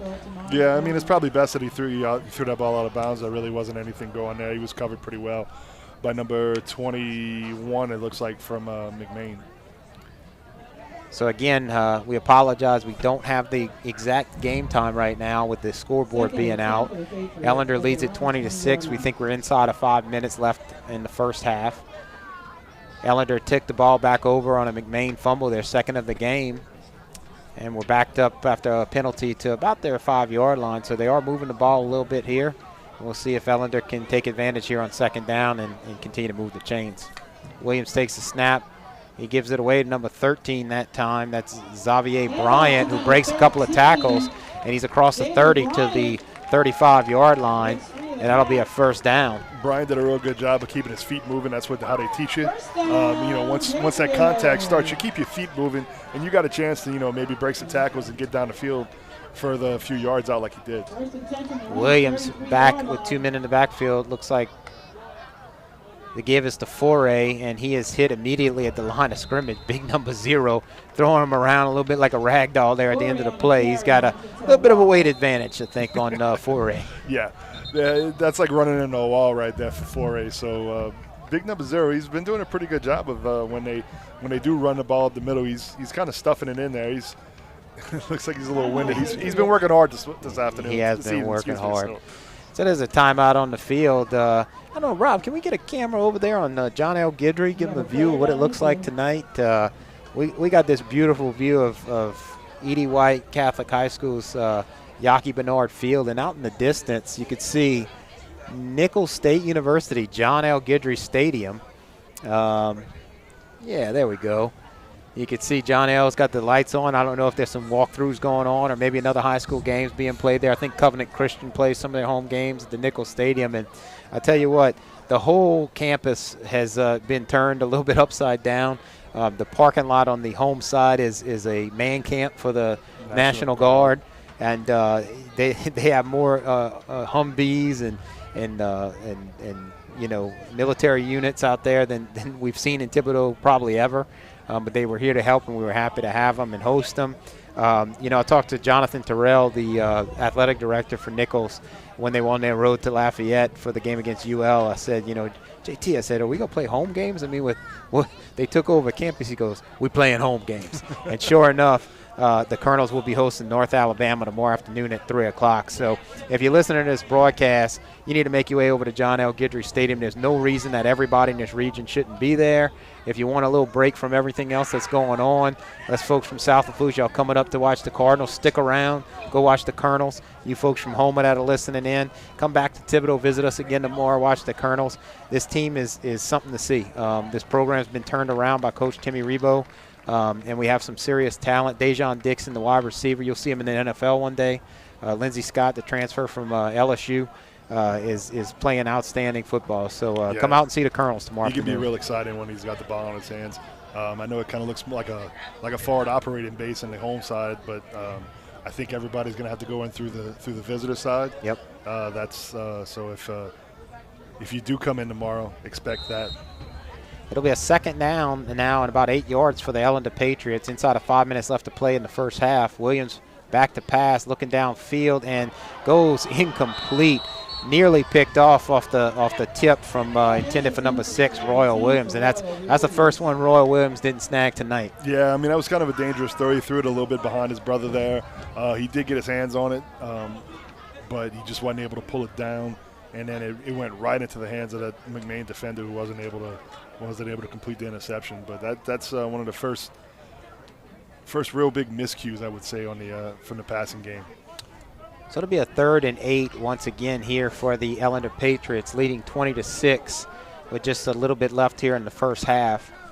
Williams, the quarterback, in shotgun once again. He doesn't go on the center ever, and he throws incomplete. It was intended for Ryan James, and it'll be a 4th down, and you got to figure you're going to punt it away right here. Yeah, James didn't have much in front of him, but he would have been able to pick up a few yards, I think, but it didn't really matter on that 3rd down where you're at. So Coach Turner, Jesse Turner, going to go ahead and punt it away this time. Although we said he was going to punt it last time and it was a fake, but I think he's going to let it fly this time. It'll be looks like number 7 back to punt it. That's Lane Trosclair. He does the little bit of punting, does the kickoff duties, and plays some middle linebacker. So he's a busy guy. And a little bit of confusion there for Ellender. Seems like a little near substitution infraction. So Coach Turner said, let's go ahead and call a timeout. And while they take a timeout, we'll take a quick breather as well, and we'll come right back. The Patriots lead at 20-6 here in the first half.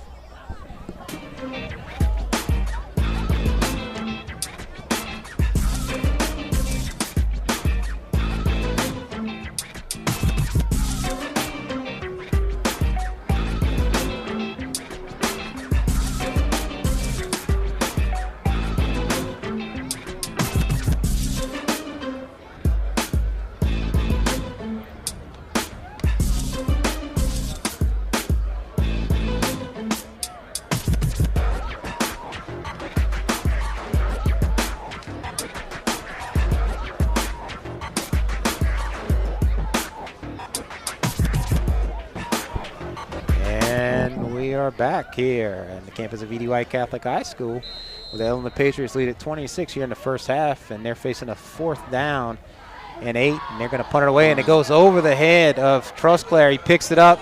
He's going to try and run it.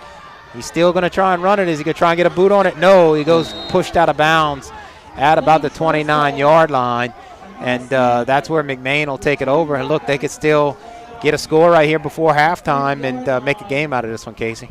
Yeah, hey, I mean, you finally get that chance to get back down there. You fumbled the ball away on your last possession, and here you go. And a miscue on the Ellender special teams is giving you another chance to get that score that you so desperately need going into halftime. And you hate to see the snap go over the head of the punter. I tell you what, I don't know if it's the same deep snapper as the center normally, but the center on every play has been on target. To go shotgun every play and never have a miscue yet tonight is impressive, but threw it a little high that time, or snapped it a little high over the head of the punter, and this will give McMain an opportunity to score. Props to Trosclair to just try to run it down and try to get as much out of as he can instead of trying to rugby kick it. Yeah, rugby kick it on the shanked it right out of bounds. Nothing good would have came out of that. Yeah, especially as hard as he was running right there. Right.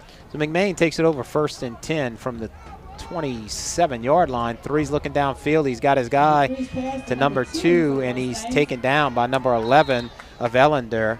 That's Jonathan Valenlingo for the tackle. And again, I apologize to any McMain fans that might be listening in. We weren't given their roster before the game. I wish we could be calling some names for the Mustangs, but unfortunately we don't have their roster here, so we'll continue to stick to calling the names of the Ellender Patriots tonight. They are the home team here, and we're happy to have them here on the campus of E.D. White Catholic High School. But I did just hear from the PA announcer there's only 6 seconds left on the clock. 6 seconds left on the clock. Yes, okay. 6 seconds till halftime. So I've been saying inside of 5 minutes for the last 15 minutes. So now we can say officially there are 6 seconds. We're inside of 10. So yeah. So this should be the last play of the half. So you can imagine that McMain's over there trying to draw up a play that gets him a shot to put it in the end zone right here. And 25, it'd be a 42-yard field goal, but I did not see either team have a kicker warming up during warm-up. So I don't think there's a kicker on either team in terms of an extra point or field goal. So they're going to go ahead and take a shot here. Not to mention, I don't know if it's just the angle we're looking at. It looks like the field goal post there in the north end zone was a little damaged from the hurricane. Could be. Second and 9 now for McMain with 6 seconds left on the clock. Let's see if they can dial something up here and score before the half. This will be the last play right here. He's going deep, looking for his man, and he's got an open guy, and it falls incomplete. Number 8 for Ellender, Preston Bourdet, got a hand just enough on it to disrupt the pass and fall incomplete. Yeah, number 82 he was back there wide open. He had he was waving his hands back and forth, trying to get the quarterback's attention. And, he was rolling out to the other side of the field, and that's a real tough throw across your body. He didn't have enough arm to get it over to him. Yeah, he rolled left and he looked right, and there wasn't a whole lot of defenders back there. So if he just would have had just a little bit more on it, that might have been a score. But as it stands, we're going to go ahead here in the halftime with your hometown Ellender Patriots leading the McMain Mustangs of New Orleans by a score of 20-6. You're listening to the Bauer Sports Network. Me and Casey will take a break, and we'll be back with you in just a few.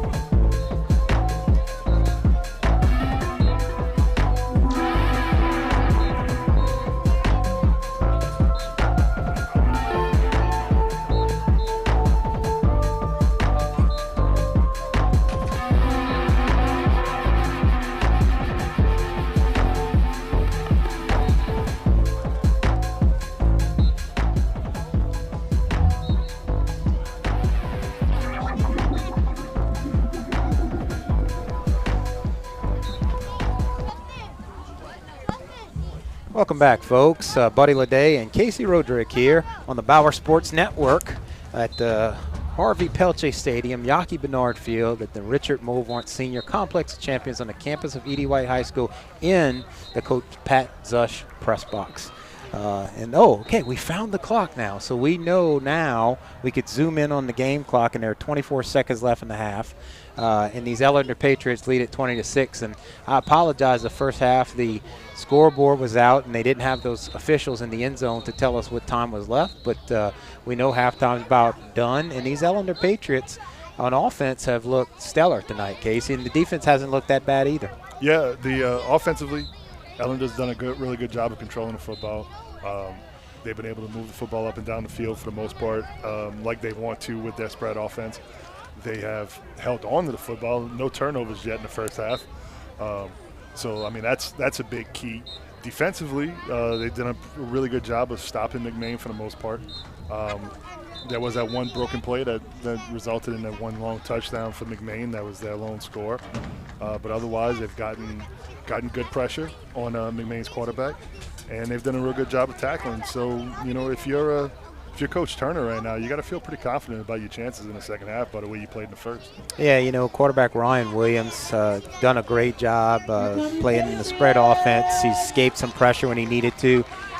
Really done a decent job protecting the football. Yep. He's been under some pressure.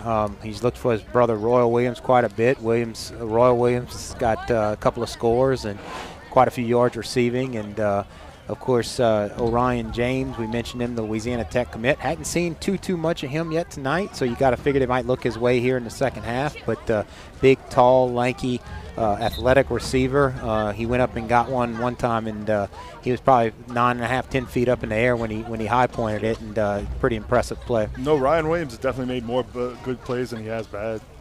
There was that one ball that he threw behind his brother that almost resulted in an interception, but otherwise that's the only time that I could say he kind of played a little fast and loose with the football. He's done a good job of protecting it while he's been under pressure. He's run the ball a little bit. So he's had a really good first half, so I expect more of him in the second. The Ellender defense, like we said, stingy defense. Not a bunch of big guys, but Coach Turner did tell us at the beginning of the game it is a veteran-led defense. You know, McMain comes into town.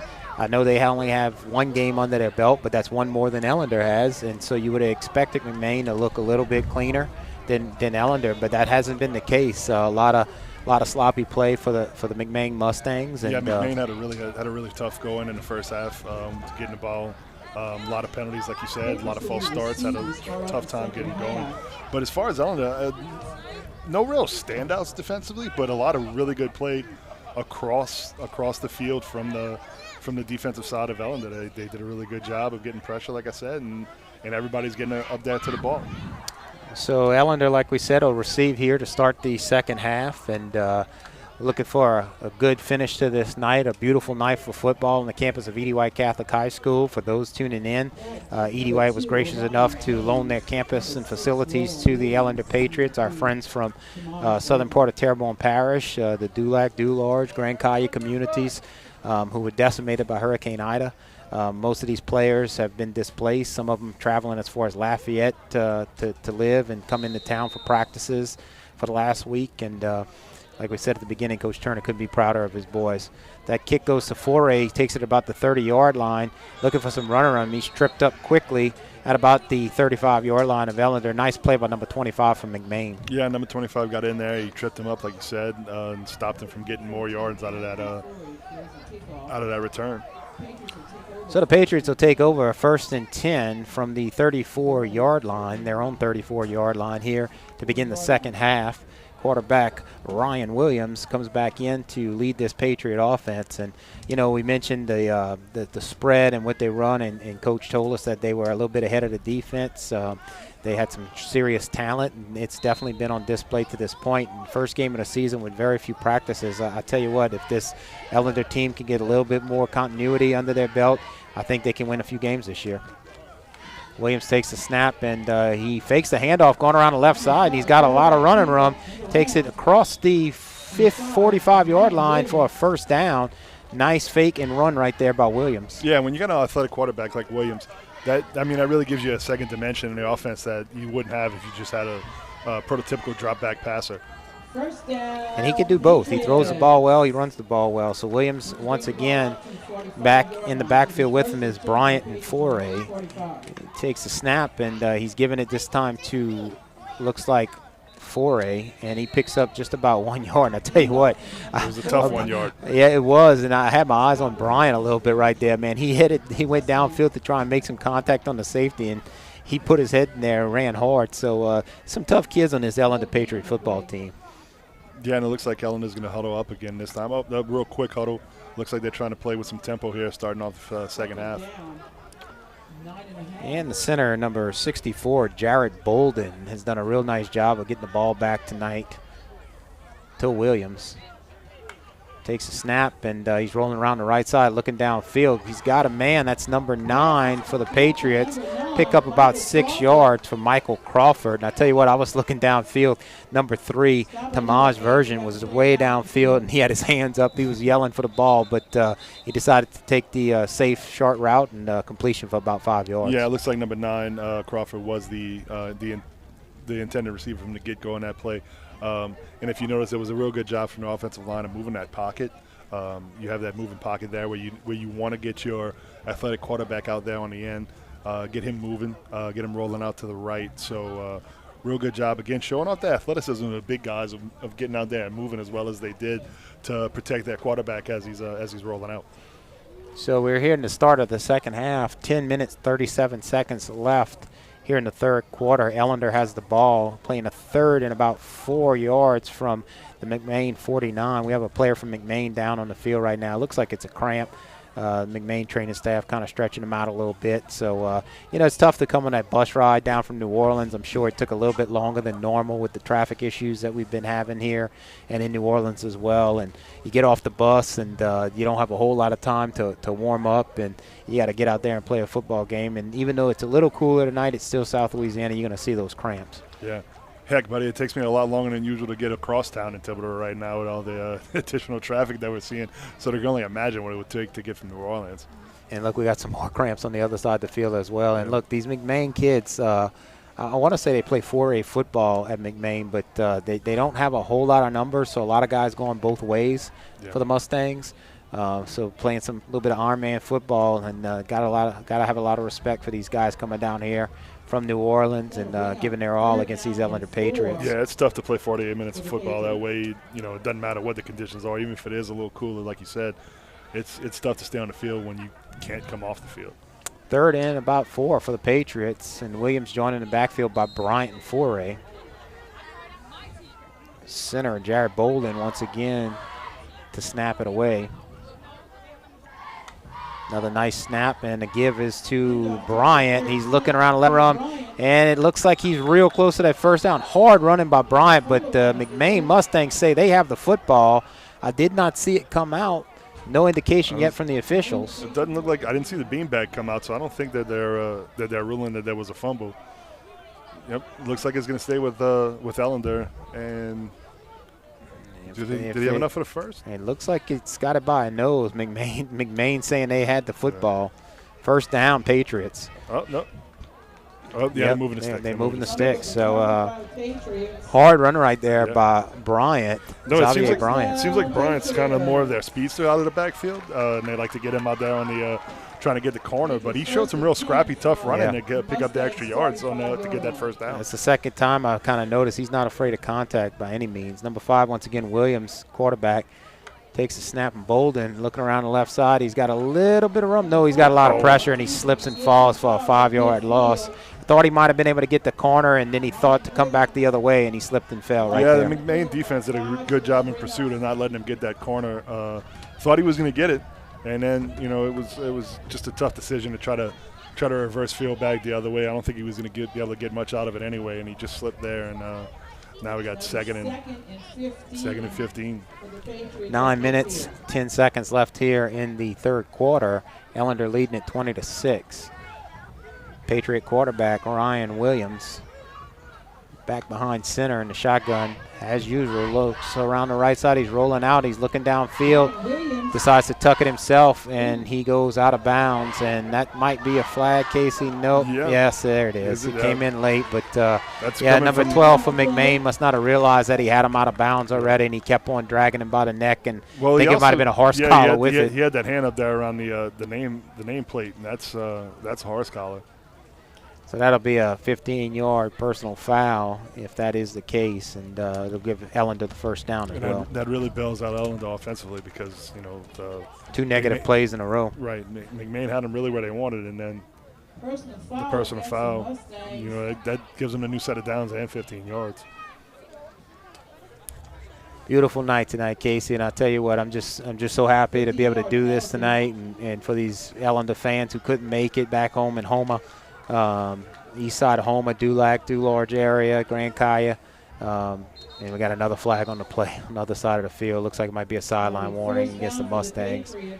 On Mustangs' 35-yard line. Possibly something came from the sideline that the officials didn't like very much. So I hate to see that. Yeah, it's a sideline warning. Okay. Okay, just a warning. Yep. All right. So the way he was pointing back there, I thought maybe something might have been said.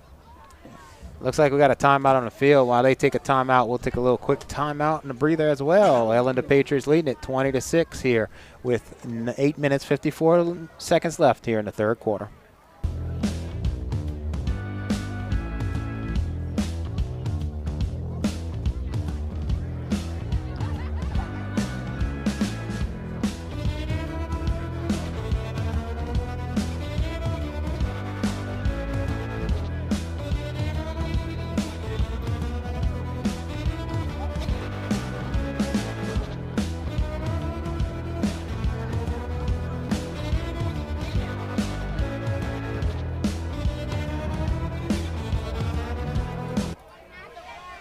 And that was a quick break, and Ellender is back on the field. First down now from the McMain 30-yard line. Just under 9 minutes left here in the third quarter, and Williams drops back to pass, pump fake, looking downfield, and he's got a man. That's number 3, Harris, and he breaks the tackle, and he's inside the 15-yard line. I'm sorry, that's Tamaj version, number 3.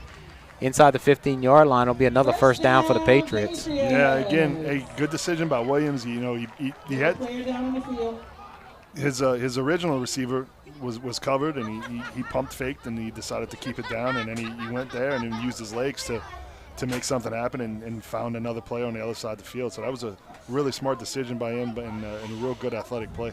Another McMain Mustang down on the field, and give a little shout out to the Ellender cheerleaders. They've taken a knee right now, of course, but they're here tonight as well. And just like the football team, the cheerleaders put in a lot of time and effort into their practicing and preparing for these games. And I'm sure many of them have been affected by Hurricane Ida and their families. And they're here in numbers tonight, the Ellender cheering squad, and doing a great job. They're really getting this crowd behind them. And it's a nice crowd tonight on a beautiful Friday at Edie White campus.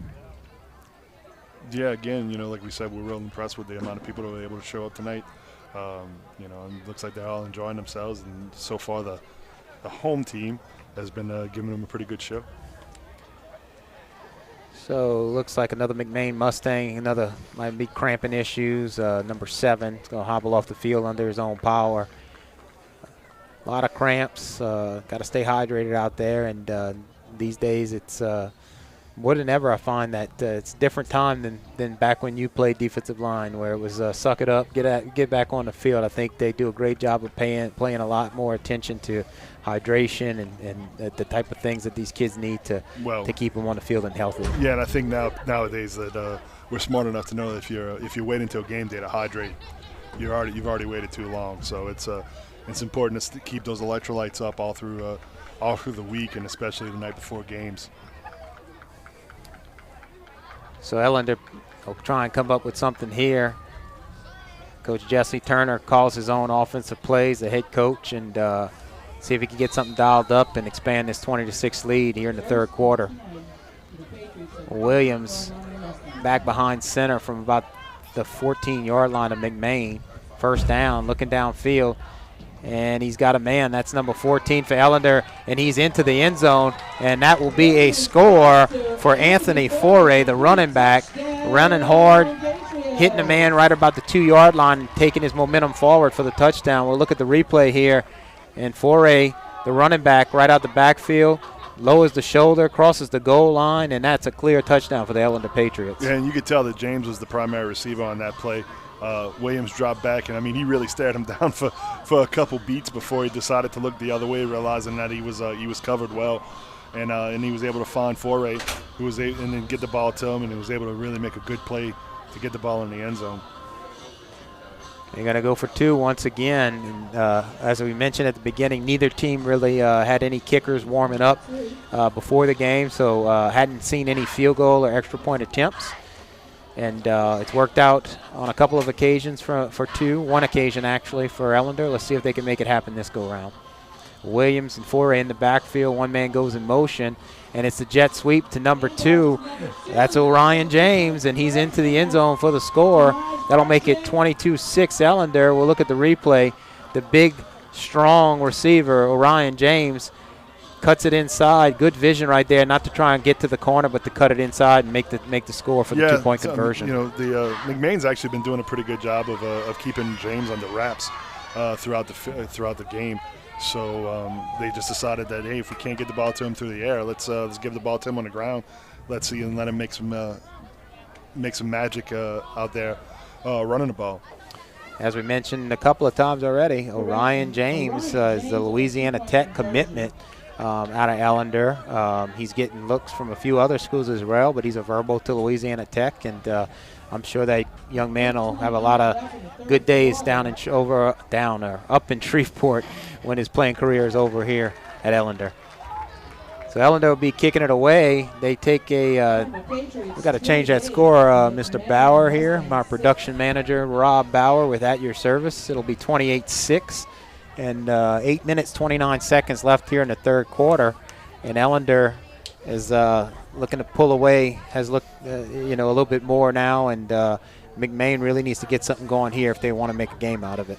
Yeah, they really need to address some of the sloppy issues they've had so far in the first half on offense if they want to be able to get any kind of sustained drives here in the second half, because time is not in their favor. So it'll be number 7 kicking away, Lane Trosclair for Ellender. He handles the kick-off duties. He also plays a little bit of linebacker, so he keeps busy. Not a bad kick, taking it about the 20-yard line, end over end.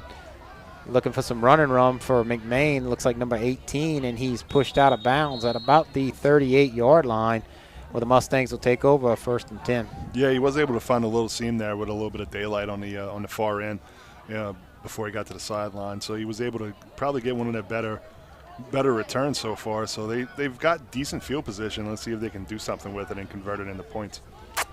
Once again, I want to thank Rob Bauer for this production. At Your Service, the Center for Pediatric Therapy, Bauer Sports Network. Rob does this out of the kindness of his heart, and we appreciate all he does for the community and what they do on the Bauer Sports Network, free of charge to these schools to allow fans back home to keep an eye on the game. And I think it's just great that we're able to do this tonight for the folks on the east side of Houma. McMain will take it over 1st and 10. Giving it away to number 2. He's got some run, breaks a few tackles. That's some strong running right there. But number 2 for McMain, first down on the first play. Yeah, and he was able to get some blockers out and ahead of himself. But real strong running once he got to the second level and making the most out of it to get that first down. It'll be a 1st and 10 now in Ellender territory, right about the 49-yard line. 3 men in the backfield for McMain. Quarterback gives it away quickly once again to number 2, and not this time. He's wrapped up quickly by a defensive front for Ellender. Looks like try and get a number who led the way because he made a great play. Looks like 61. Yeah, 61 right there. That's Zarante Smith. Yeah, it looks like that once again, that right side of the defensive line for Ellender is really kind of the strong point of their front four, and they're not really giving up much. Yeah, Zarante Smith right there on the right side, 56 on the left side. That's Hunter Lawman. They've done a good job tonight. Quarterback keep this time, goes around the right side, no gain. That's It's Hunter a nice Lawman. stop right there. I just mentioned Lawman, the left side tackle, and a nice play for Hunter Lawman for the Ellender Patriots. No gain Yeah, on so play now we got after another the 3rd and long. 10 for the Mustangs. Again, McMain hasn't really been able to get ahead of the chains. 3rd and long every time, and just haven't really been able to get much and convert. 3rd down from the Ellender 49-yard line. Quarterback looking to pass this time. He's got a man number 1, and he goes through his hands, incomplete. And that's, I think, the 2nd time tonight we see a McMain Mustang receiver looking a little bit too quickly downfield before he actually sees it into his hands. Yeah, I think he was a little worried about the defenders coming up there because he could see him, and he kind of heard those footsteps, and it got the best of him, and he took his eye off the ball. So McMain will face a 4th down now from the Ellender 49-yard line, 4th and 10. We'll see. It looks like they're going to try and go for it. I don't know if they're going to do some type of quick kick here, or they're just going to be in down 28-6 here in the 3rd quarter. Just give it a Like shot. they're going for it. They need to make something happen right now, get some points on the board. Looking to throw downfield, and nice long pass, and nearly picked off by number 4, Brandon Harris. And I tell you what, his teammate, number 8, Preston Bourdain, looking at him like, man, I had that. It was right in my hands. Well, I mean, the thing is that you're better off not catching that interception because it's true. It was 4th yeah, down. because it was 4th down, so now you get the ball back in midfield. Not a bad idea then from McMain. It was almost like a punt if the Right. guy would have caught exactly, it. yeah. So he threw it right to the Ellender defenders, and they knocked it down. So maybe it was a headsy play for the Patriots on that one. So it'll be a 1st down now for Ellender. Coach Jesse Turner's offense takes the field. Once again, want to commend that offensive line. They've done a good job.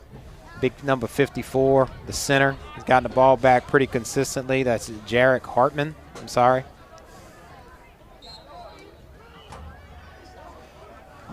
Williams behind center once again, looking to pass on 1st down, and he's going deep. He's got a man. That's number 9, and boy, he just throws him over a little bit. That was Michael Crawford. It was intended for Crawford, and Williams' arm showed his arm strength there, just a little bit too much. Yeah, and it looks like there was some confusion getting the right personnel out there on the McMain defensive backs. And Ellender was almost able to take advantage of it, but he just, again, just a little too strong. Ellender definitely has some athletes. It's Yes. they if they can, you know, again get some more time under the belt, some more reps and practice and so forth. These athletic wide receivers have gotten open consistently, and Williams has shown the ability. He's got the arm strength to get it downfield. It'll be a 2nd and 10 now for the Patriots from their own 49-yard line. Williams in shotgun once again, just dropping back, rolling around the right side. He's got a man. That's number 3 for the Patriots, the Maj version. It was Ryan Williams to Maj Durden. Yeah, and again, you know, Williams is really seems to throw the ball really well when he's moving and rolling out to his right. It looks like they're making an effort to rely on that here in the 2nd half. So they've been really rolling the ball out, moving that pocket more in the 2nd half than they were in the 1st. So it'll be a 3rd and 2 now for the Patriots. Looks like an official timeout for a water break. And we'll take a quick breather as well with, let's see, 6 minutes left here in the 3rd quarter. It's your Ellender Patriots 28, McMain Mustangs 6.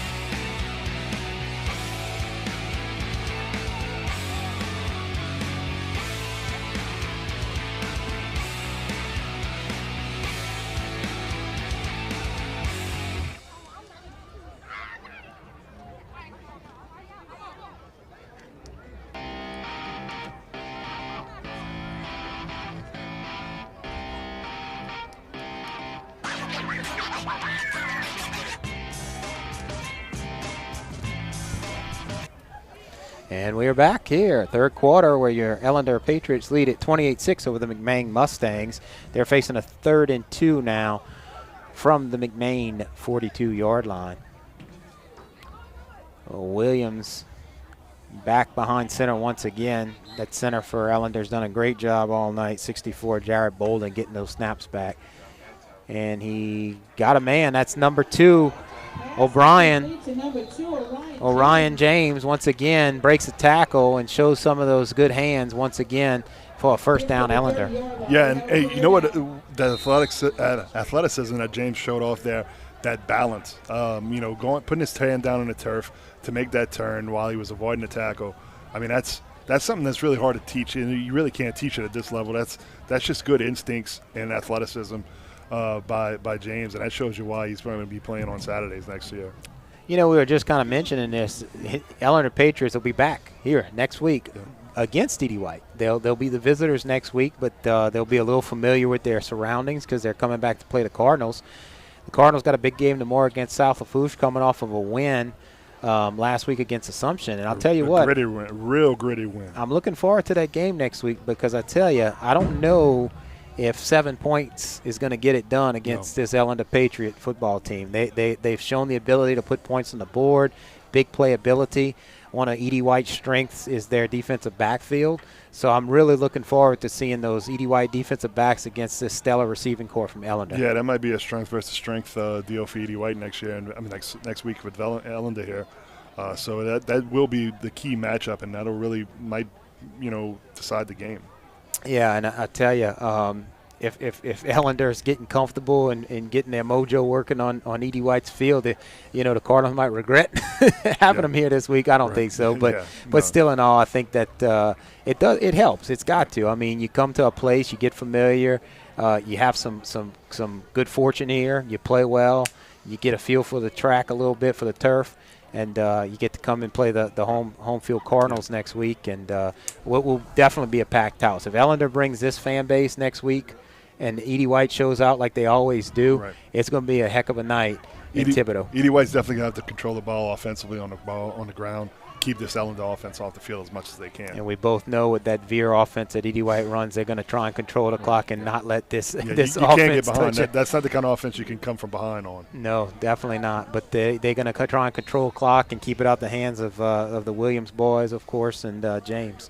So it'll be a first down here for Ellender. Williams drops back to pass across the middle. He's got his man, and that's a very nice throw and catch. Number 6, Royal Williams. We'll look at the replay.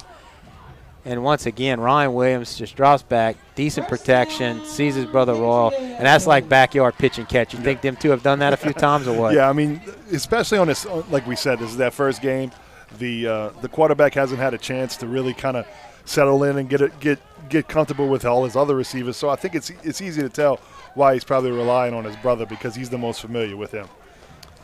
So Ryan Williams playing a first down now here in the third quarter with 5 minutes left. Takes the snap, looking in the corner in the end zone. He's got a man, and it's complete for a touchdown. Nope, they say he didn't get a foot down. He was bobbling it as he went out of bounds. It was a really good catch. He just wasn't able to get control. Looking at the replay, he didn't have full control.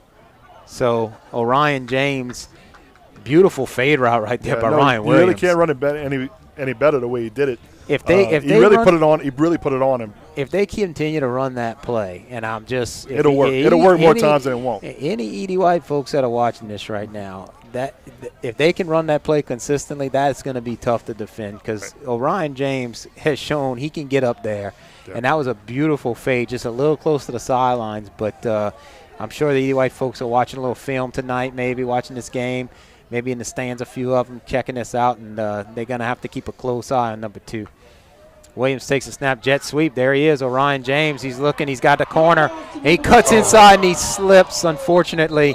He had so much green in front of him, and he probably could have just gone and caught the pollen in the corner end zone, decides to cut it inside and slipped and fell right there on the 2-yard line. I'm not sure what he thought he saw there, but, he definitely could have just kept running the way he was. There was no need for him to cut up, and it just slipped. But, he still real great athletic play for him otherwise. And it looks like it would have come back anyway. Appears to have been a hold on the play. So this will back Ellender up, and they'll have to replay second down. Like I said, here in the third quarter, 4 minutes, 45 seconds remain. Ellender has controlled this game. They're up 28-6.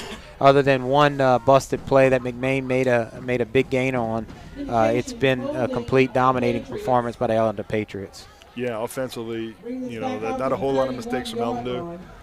The ones that they have made have been manageable, and otherwise they've controlled the ball, Protected the football. they protected it, most importantly, and that's the difference in the game right now. I'd say if they could just clean up the penalties, it's been real clean and efficient. Williams again back behind center in the shotgun, as he has been every play tonight. 4 wide receiver set, takes a snap. He's looking downfield. He's got a man, and he slips just after making the catch. That's a Tamaj version, and that'll be about a 2-yard gain. So it'll be a 3rd and long here for the Patriots. Yeah, and what I think is really happening here is that McMain has really made it an effort to try to contain James, and that's really opening up some opportunities for the other wide receivers. But the thing is, where you're kind of in a darn if you do, darn if you don't situation if you're McMain, because there's some really good athletes outside of James on this team. They really are. They have several of them. Virgin's proven he can get open. Harris as well. Royal Williams. They got 4 or 5 receivers, and they're all proven that they can get open and make the play. Williams drops back to pass. He's looking to throw again. Fakes it to his running back, goes back across the field. He's still looking, still scrambling, showing his athleticism. He's got a guy jumping up and down the field, but he decides to keep it instead. Picks up about 3 yards, and that'll make it 4th and no, I'm sorry. It's still 4th and 12. I'm looking at the wrong chain there, yeah. Casey. But I'm pretty they're sure, going to go. Yeah, they're going to go for it. They're in a position here where they're definitely going to go for it and eat up some more clock. Even if you don't convert it, you're putting McMain in a really bad field position, and they haven't shown that they can really move the ball effectively. So it's kind of a no-brainer if you're Ellender. So it'll be a 4th and 15 now for Ellender. 3 minutes, 23 seconds left here in the 3rd quarter, leading at 28-6 over the McMain Mustangs. Williams back behind center once again. Shotgun, takes a snap. Looking downfield, he's got pressure from behind. Still looking, throws over the top, looking for his man, and it's incomplete. Just overshot Orion James just a little bit, and there'll be a turnover on downs to the McMain Mustangs. Yeah, James was open. He just, like you said, he just threw the ball a little too hard. If he could have got it to him, it would definitely been a touchdown because he was out there wide open in the end zone. With looks like a little more than 3 minutes left to go here in the 3rd quarter. McMain's got their work cut out for him to be able to try to get the ball down there and get some more points on the board. Yeah, so the Ellender defense will take the field once again, and I know we've highlighted the offense quite a bit, and rightfully so, but this defense has done a tremendous job holding McMain to just 6 points. McMain has some athletes as well, but Ellender plays a real stingy defense. They don't. Their defensive backs, their corners give a lot of room and space to the wide receivers, but they tackle well. Yeah, they tackle well in space, which is important. And then there's also, there's always guys around the football. So with the exception of that, again, that one busted play, they've really, really held McMain in check. Short run right there from McMain. Stopped at the line of scrimmage. Looked like, what's that number? Trying to get a number for the Ellender Patriot player that made that stop, number 90. Number 90 is not on the roster, and number 11 as well. Jonathan Valungo made that stop. Nice job for a loss of 2 yards from McMain. Yeah, I don't know if maybe McMain saw something that they tried to make an adjustment with at halftime. Looks like they're trying to run the ball here more in the second half, but with the exception of maybe 1 or 2 plays, they really haven't been able to get any success there either. So it'll be a 2nd and 14 now for the Mustangs. Quarterback dropping back to pass, looking downfield. He's got a man for a short gain. Good contact right away right there by number 23, Cody Smith for Ellender. Yeah, it still brings up a 3rd and 10, and McMain just hasn't really been able to convert those so far in this game. So it'll be a 3rd and 8 now. I think some of the backups for Ellender in the game now. I think Coach giving a couple of guys playing times that we hadn't seen on the field yet, so that's good to see, some of the younger guys. And look, he's playing with a depleted roster, but they're really playing a great game. Looking downfield once again, he's got his man, number 1, a lot of space, and he runs out of bounds at about the 44-yard line of Ellender. There are no flags on the play. We'll look at the replay here. Yeah, Yeah, Soft coverage by Ellender once again. Good protection for the quarterback from McMain, and number 1 across the middle makes a nice play. Yeah, so Ellender had zone coverage there, and the McMain quarterback did a pretty good job of finding the soft spot in that zone. Once number 1 was able to get over there, running across the field in a drag route. And we've seen number 1 from McMain finally run able across. to convert. Yeah, we've seen him run across the middle a couple of times tonight. That seems to be. It's kind of a bigger kid, so it looks like he can take the hits better, maybe than some of the other ones. Real good athlete. McMain takes 1st and 10 from the 42-yard line of Ellender. A lot of pressure there on the quarterback, and a big hit right there. Nice job of number 23 for Ellender. That's Cody Smith. Again, laid the wood and made sure that the receiver for McMain couldn't make that catch. Yeah, I mean, it was a good hit, but you got to be careful when you. It was bang. Well, also when you're leaving your feet. Yeah, you you're got to right. make sure where you put your helmet, because you don't want to get thrown out of a game.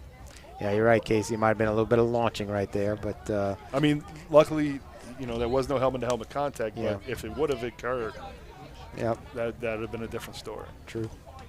McMain, 2nd and 10, dropping back to pass. Number 3, he's got some pressure, and he throws it downfield looking for a man, and it falls incomplete. Nice job by the Ellender front, number 11, Jonathan Villalengo, putting on the pressure, and we called Villalengo's number a few times tonight, and he's doing a good job. Yeah, no, again, they're getting pressure back there. They're getting to him. He's not able to get comfortable in the pocket, and, you can tell it affects his throws for the most part.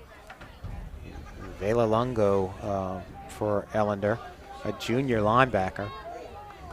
Got quite a few juniors on the field for Ellender tonight, so good future for these guys. Number 3 for McMain, still in at quarterback. Drops back to pass, looking downfield, and there's some more pressure from Ellender. He's got his man, number 1, that's his guy, and it's complete, and that'll be a 1st down for the Mustangs. Yeah, he did a really good job with the pressure up in his face to get away from it. Found number 1 coming across the field, and that was a pretty good catch for him. So that was a real good positive play. This has been one of the better drives that McMain has had so far in this game. Yeah, and it's 28-6 here in the 3rd quarter with about 20 seconds remaining. It's not over by any means, so if McMain can punch it in right here, maybe a 2-point conversion, we might have a little bit of a game on our hands. You get into a point where you have to score now on every possession, so there can't be any playing around with football here. Number 3 looking to throw it once again and just misses mark. Intended for number 13. More pressure from the Ellender defense. That's going to be the end of the 3rd quarter, so here we are. We're going to start the 4th, and with McMain trailing, they really need this is do-or-die time for them right now. So that's the end of the 3rd quarter, folks. Your Ellender Patriots lead at 28-6. We'll take a quick break and be right back here from Thibodaux, Louisiana after the break.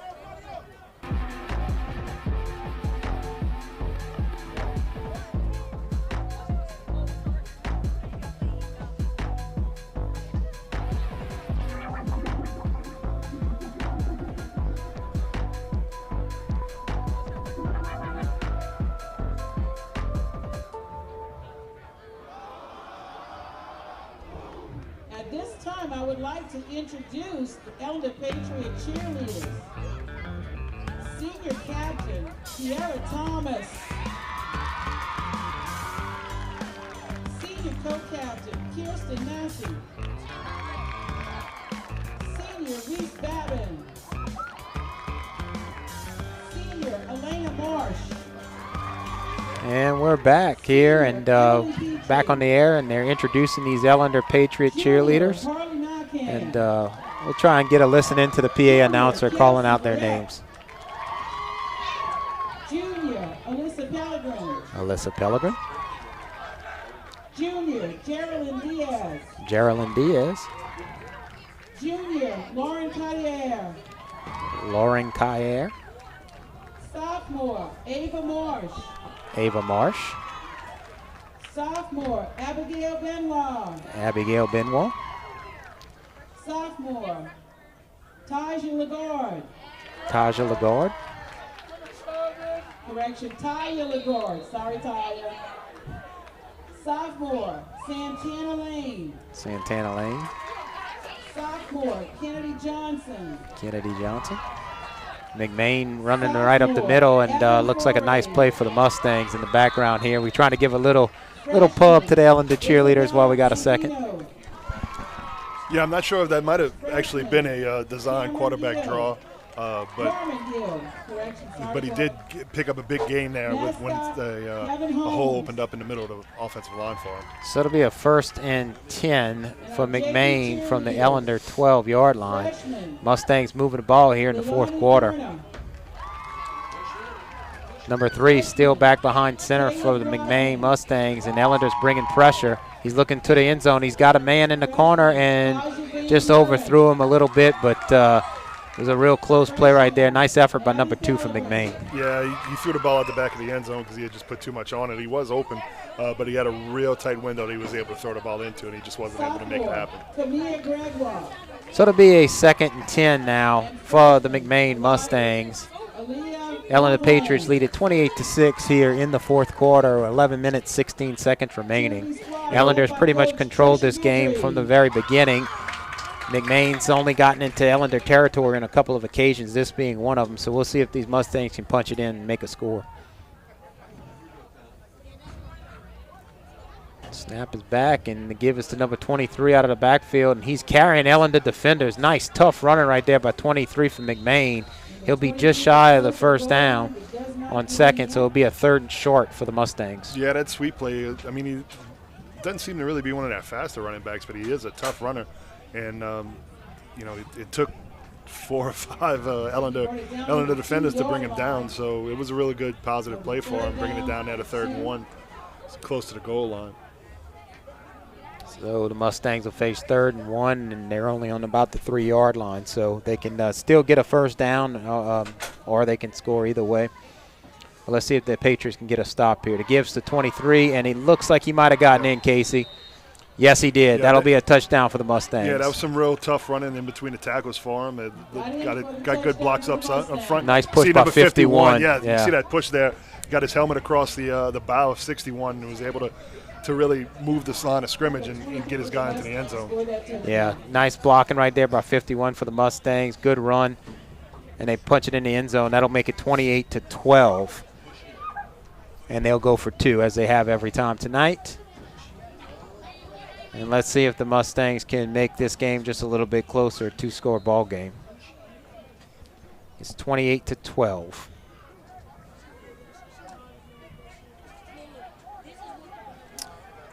Number 3 back behind center once again. He's rolling around the right side, looking for a man. He's got pressure, throws it up, and he's got a man. Is it caught? Yes, number 1 once again. What an athletic grab. Did he catch it? Yeah, he caught it. Let's look at the replay. Yeah. He just put his hand up and threw it to his guy. Wow. Yeah, he didn't have anything going there as he rolled right because he had some Ellender defenders right in his face. But did a real good job of knowing where his receiver was in the field, followed him as he was going across the field in the end zone, in the back of the end zone. It was kind of a dangerous throw throwing across your body right there, but they were able to convert it. He put it up high to where he was the only guy that could get up and go up and get it. And they were able to convert for 2.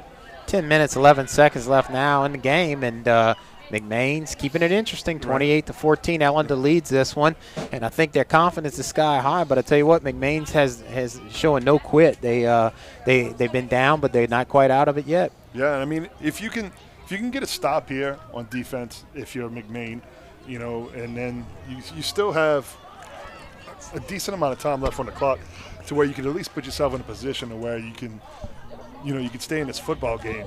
But the important thing is you have to stop this Ellender offense.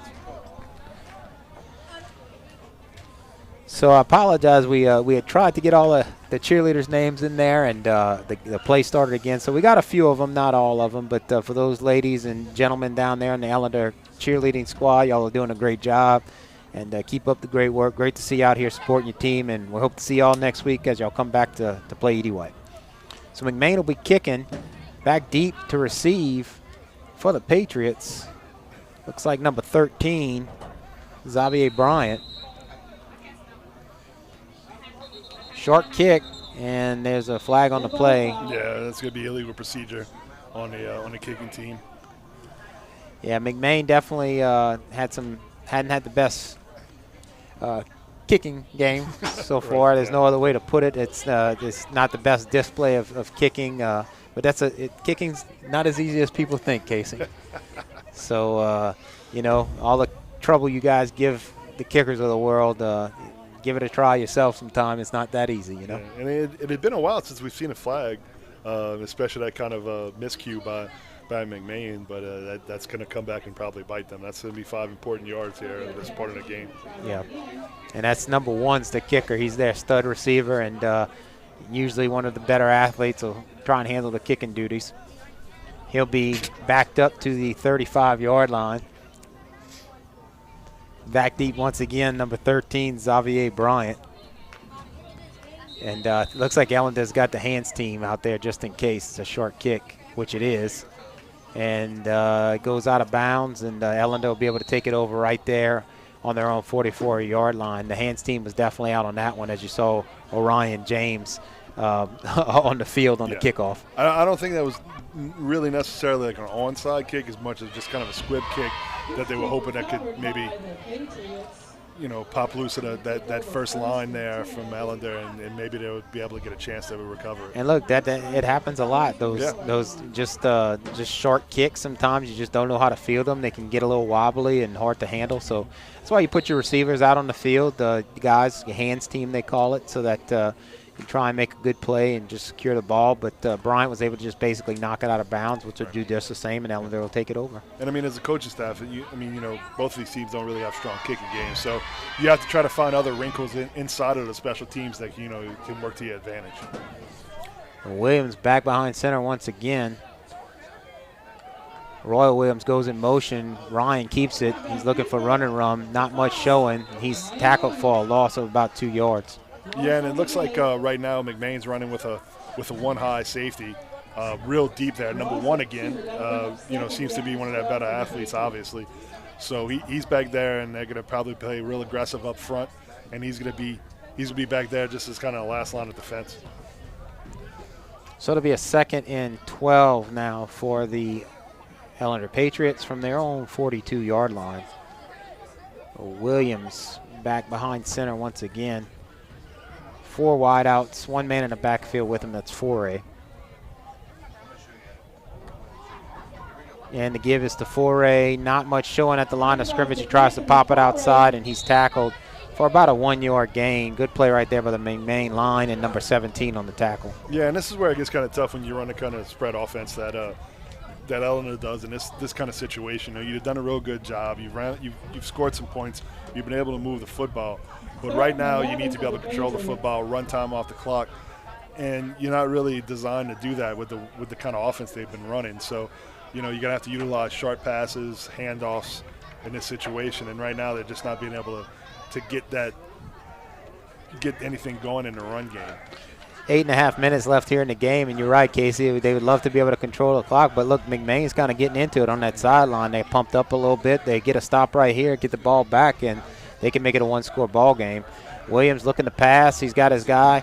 That's Orion James. He breaks the tackle, falls forward. He'll be a little bit short of the first down, maybe a yard or two. I got a feeling they're going to go for it once again. Yeah, that was kind of a tough play still there. Like I said, you have a short pass there where you get the ball out, so it's a high percentage pass to where you don't have to worry about stopping the clock if it's an incompletion, and you put it in the hands of one of your best athletes and try to get him to make up the difference in the yardage.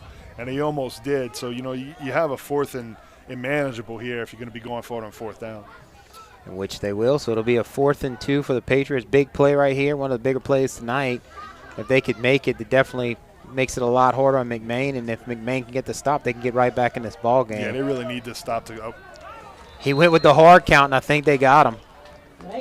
That's a headsy play right there for the Ellender Patriots if that's in fact the call on the field. Yep. And it is, and they get the first down. That was a good call. Good job by Coach Jesse Turner by going with the hard count right there. And I tell you what, Williams sold it perfectly and got the jump. And so that was an easy way to pick up some yards, and that's huge right there for the Ellender Patriots. Williams once again behind center with 4 wide and 1 man in the backfield. That's Foray.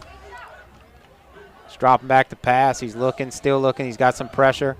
Throwing downfield, has got a man, and it is complete. Number 3, that's Tamaj Version, makes a great play. We'll watch the replay here. Yeah, did a real good job of avoiding the pressure, keeping the play alive with his feet, and then finding Virgin down there, and he was open. And that was a tough throw because he was throwing across his body to the other sideline. So I mean, that's not an easy throw by any means, and he found his man, and they were able to convert it. And kudos to Virgin. He knew the hit was coming. He went up there and high pointed the football, got hit pretty hard in the back, and bounced right up. So again, a crew of receivers here at Ellender, and Virgin being one of them that can make plays. They're tough receivers that they're able to hold on to the ball while being in contact. Tough kids, man. They've been through a lot of adversity. Here we are again. It'll be a first down now from about the 30-yard line for Ellender to give us the foray, running hard up the middle, picking up about 3 or 4 yards. And that's what Ellender needs, more of that, 3 or 4 yards at a time. With 6.5 minutes left in the game, let's just milk the clock, keep the ball, and not let McMain get it back. Exactly, yeah. If you can consistently run the ball in this situation, then you can control the clock and you can control the game. Looks like another cramp issue on the field for McMain, number 0, man. Yeah, he's played his heart out, right, this guy. He's had some injuries throughout the game. You could tell but he keeps coming out there. Hats off to him. Kid seems to be tough on a Waffle House steak. Once again, 6 minutes now left in the game. Ellender leading this one 28-14 on a beautiful night for football here at Edie White. Once again, the Cardinals of Edie White will be playing tomorrow against the South Lafourche Tarpons. Our friends from down the bayou will be coming up the bayou. And I think it's going to be a great day for football. I realize at 11 o'clock that the Tigers are playing Mississippi State, but with all today's technology, you can stream it on your iPhone and sit in the stadium and watch the Tigers and the Bulldogs while you watch the Cardinals and the Tarpons. Just got to make sure you got those data minutes. Yeah, and the game's over. You can walk straight across Peltier Park to John L. Guidry and catch the Nichols game. Hey, Rob, can we get a shot of the moon while we're waiting there? That's beautiful That's moon. a football moon. It is a football. Actually, they come more like a Australian rules football. Well, no, shape. I mean that's the kind of moon I expect on a brisk fall night. When we out here in the stadium watching a high school football game. That's the kind of fall moon that I really like to see. Beautiful moon. Thanks for catching that, Casey. You're extra observant as always. And here we go with the shot of the moon. See that's the kind of moon that I expect to play football under. Friday Night Lights. Beautiful night for football. It really is. I mean, look, this little cool snap was much welcome. I don't know how much longer it's going to last. We'll probably come out here next Friday, and it's going to be 95 degrees again and humid. But getting a little moist. Yep, it's tonight is just a perfect night for football. Not too cold, not too hot, and these kids are playing their hearts out for sure. And it's been fun, man. I tell you what, we got 6 minutes left in the game, and it's been 10 years since you and I have done this together, but I've really enjoyed it. Something that I've missed. You know what, buddy? There was something missing in my life, the last 10 years, and I couldn't really put my finger on it, and now we know where it was. All thanks to the Bauer Sports Network, and at your service, my friend Rob Bauer, for putting this together and calling us out of retirement. It's been a good night. So it'll be a second down here with just 6 minutes left in the ballgame. 6:20 actually, put 20 seconds back on the clock for the Ellender Patriots. And let's see if they can run a little bit more clock and try and control this ball game. Williams back behind center with 4 in the backfield and 4 wideouts. The pitch is to Foray. He's looking for run and run. No, that is not Foray. That's 13 actually. That's Xavier Bryant. And I love the way Bryant runs, man. Yeah, I do, man. Quick. He's quick. He's shifty. And he's tough, and then you get him out there on the corner, and he's rascally. He's tough to bring down. It's like trying to bring down a buttered pig, man. You can't stop that. I've never tried to bring down a buttered pig. Hey, a greased up hog, man. There's no taking that down. So Brian made a beautiful run right there, and so it'll be a first down.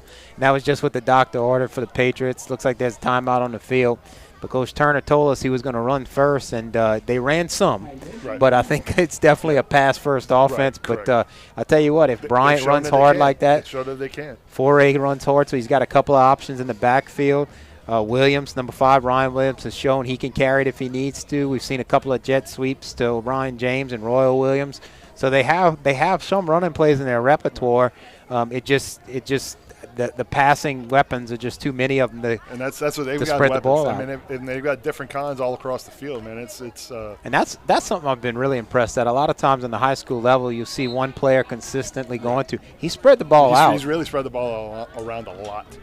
I think he's probably had 6 or 7 different receivers, 3 or 4 ball carriers. So Williams gives it again. Xavier Bryant, look at him pushing hard, and he's into the end zone. That was a heck of a run. Let's check out the replay, Casey. Look, see, you got real good push here on the left side of the line by number 66, is that? It's hard to tell. Yeah, but the left tackle, he did a real good job moving the line of scrimmage in their favor, and he ran right behind it. And, I mean, he did the rest with his feet. Yeah, Bryant runs hard. Doesn't look like a very big back, but he certainly runs with everything he's got. He runs like somebody that's about 30 pounds heavier than what he really certainly does. He's not afraid of contact. Yeah. He's not afraid of contact. So great push right there. And look, that's what we've been looking for from Ellender all night. They big up front, but they haven't had that push. Yeah. And finally on that play, I don't know if Coach Turner got in their ear and said, hey, guys, time to go forward off the ball and get this push we've been missing all night, because that's something we hadn't seen yet, and that was a beautiful run right there and great blocking for the Patriots. When you're kind of a heavy pass offense, I mean, pass blocking and run blocking are the two very different things. You're more aggressive. You kind of over your feet a little bit when you're run blocking, whereas when you're pass blocking, you sunk it down in your hips more. You kind of let the defender come to you, and you holding them off. So it's really two very different techniques. So I can understand if you get into that kind of that mode of pass blocking, that when it's time to run block, sometimes it is harder to get that aggressiveness back. But here, they've been running the ball more, so you can tell that they're getting more and more comfortable in that aggressive run blocking stance, and it's starting to show.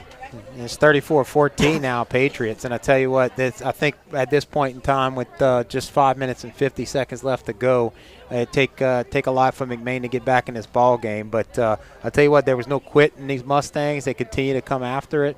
It's been a tough night. A lot of guys going both ways, and Ellender's really brought it hard for these McMain Mustangs to defend tonight. And I've been impressed by the Ellender Patriots. I mean, talking to Coach Turner before the game, it was like he was just happy to be here. And I was like, Coach, looking at your squad, warming up, you got some players out there. I think you're going to take these guys. And sure enough, they really put it to him. He's definitely happy to be here right now with the outcome of this game. So they're going to go for 2, as they always do, and that'll be Williams behind center. He's rolling around the left side. And, no, that wasn't Williams. That was 16 that took the direct snap, Cade Atkins, the 9th grade quarterback. So it looks like Coach Turner's going to go to some of his backups now. Atkins got a chance to get in the game right there and throws incomplete, but getting some of his reserves on the field, looks like. Yeah, I mean, it's still a long season. You kind of got the game in hand, so now it's a time to get some of those young kids out there and see what you have, and try to avoid some injuries of your top players. Yeah, definitely want to protect Williams and James and Williams, and those guys are some talented athletes, and I'm very much looking forward. I'll be here next Friday night when the Cardinals and the Patriots square off. I think it's going to be an interesting game. I think that two well-coached teams. You could see Coach Turner. I mean, to have his team playing this well after 1 week's worth of practice is impressive. Everything they've been through is very impressive. It's very impressive. So I don't know if before Ida they had a lot of summer workouts. It looks like clearly they did some 7-and-7 drills over the summer, because the pitch and catch aspect of this offense is really worked. Yeah, he's very. You can tell that Williams is very in sync with the rest of his receivers. And it's been clear to see. So I think Edie White, obviously they got their concentrations on the South Lafourche Tarpons for tomorrow, but I think they're going to have their hands full next. They're going to have their hands full. I think they need to come ready to play, and I know Ellender will. So once again, number 7 to kick it away for the Patriots. That's Lane Trosclair, the linebacker and kicker. And back deep for McMain, number 12 and number 10. Again, sorry to McMain Mustang fans, we do not have your rosters, so I can't announce names. End over and kick, taking about the 22-yard line by number 12. And he slips and falls, kind of got tripped up on his own man right there, and they'll take over 1st and 10 from about the Ellender 31-yard line. I'm sorry, their own 31-yard line. Yeah, so now we're kind of, entering. We got, about under 6 minutes left to play, a 20-point deficit. So, I mean, it's a little bit more than McMain really can reasonably overcome in this situation. So we're entering garbage time here where you need to get out of this game and make sure that nobody gets hurt. Yeah, Coach Turner's putting in a few of his reserves, it looks like, and it's good to see. Still some of his starters out on the field. He's down. He's got a 40-man roster, so it's kind of tough to take everybody out of the game. And I'm not too sure how many kids McMain has, but I don't think they have that option. Quarterback's rolling around, and he's under pressure, and there he is, number 7. He just kicked it off, and now he gets a sack. Lane Trusclair on the play. Good pressure right there by the Patriots. There's no quitting these guys. No, and again, real aggressive up front. They're doing a real good job of getting penetration, again, still this late in the game. And, it's really showing that these guys have really come to play. 5 minutes and 15 seconds left to go in this one. McMain playing a 2nd and 13 from their own 27. Lots of pressure from Ellender, and he rolls out. He's got an escape, and he's throwing downfield, and it goes incomplete. Nice job by number 4 right there, Brandon Harris. Another player that's going both ways for Ellender. Athletic guy, comes up from the safety position, knocks it down. Yeah, and McMain's really lucky to have been able to hold on to the football there because he threw in across his body and looked like triple coverage. There was a lot of red jerseys around the McMain receiver, and that was a real dangerous throw. It'll be a 3rd and 14 now for the Mustangs from their own 26-yard line, 27-yard line. Quarterback number 3 has been under pressure tonight. He's escaped a lot of it, showing some ability to scramble. He's got pressure once again, and he's throwing deep, looking for a man, and it falls incomplete. So that'll be a 4th down for McMain, and, of course, they'll be going for it down 34-14 here with just 4 minutes, 50 seconds left in the ballgame. Yeah, again, looks like just some more miscommunication between the receivers and the quarterback. Looks like the receiver kind of ended his route shorter than what the McMain quarterback thought he was going to. Thought he was going to cut up the field, and it wasn't there.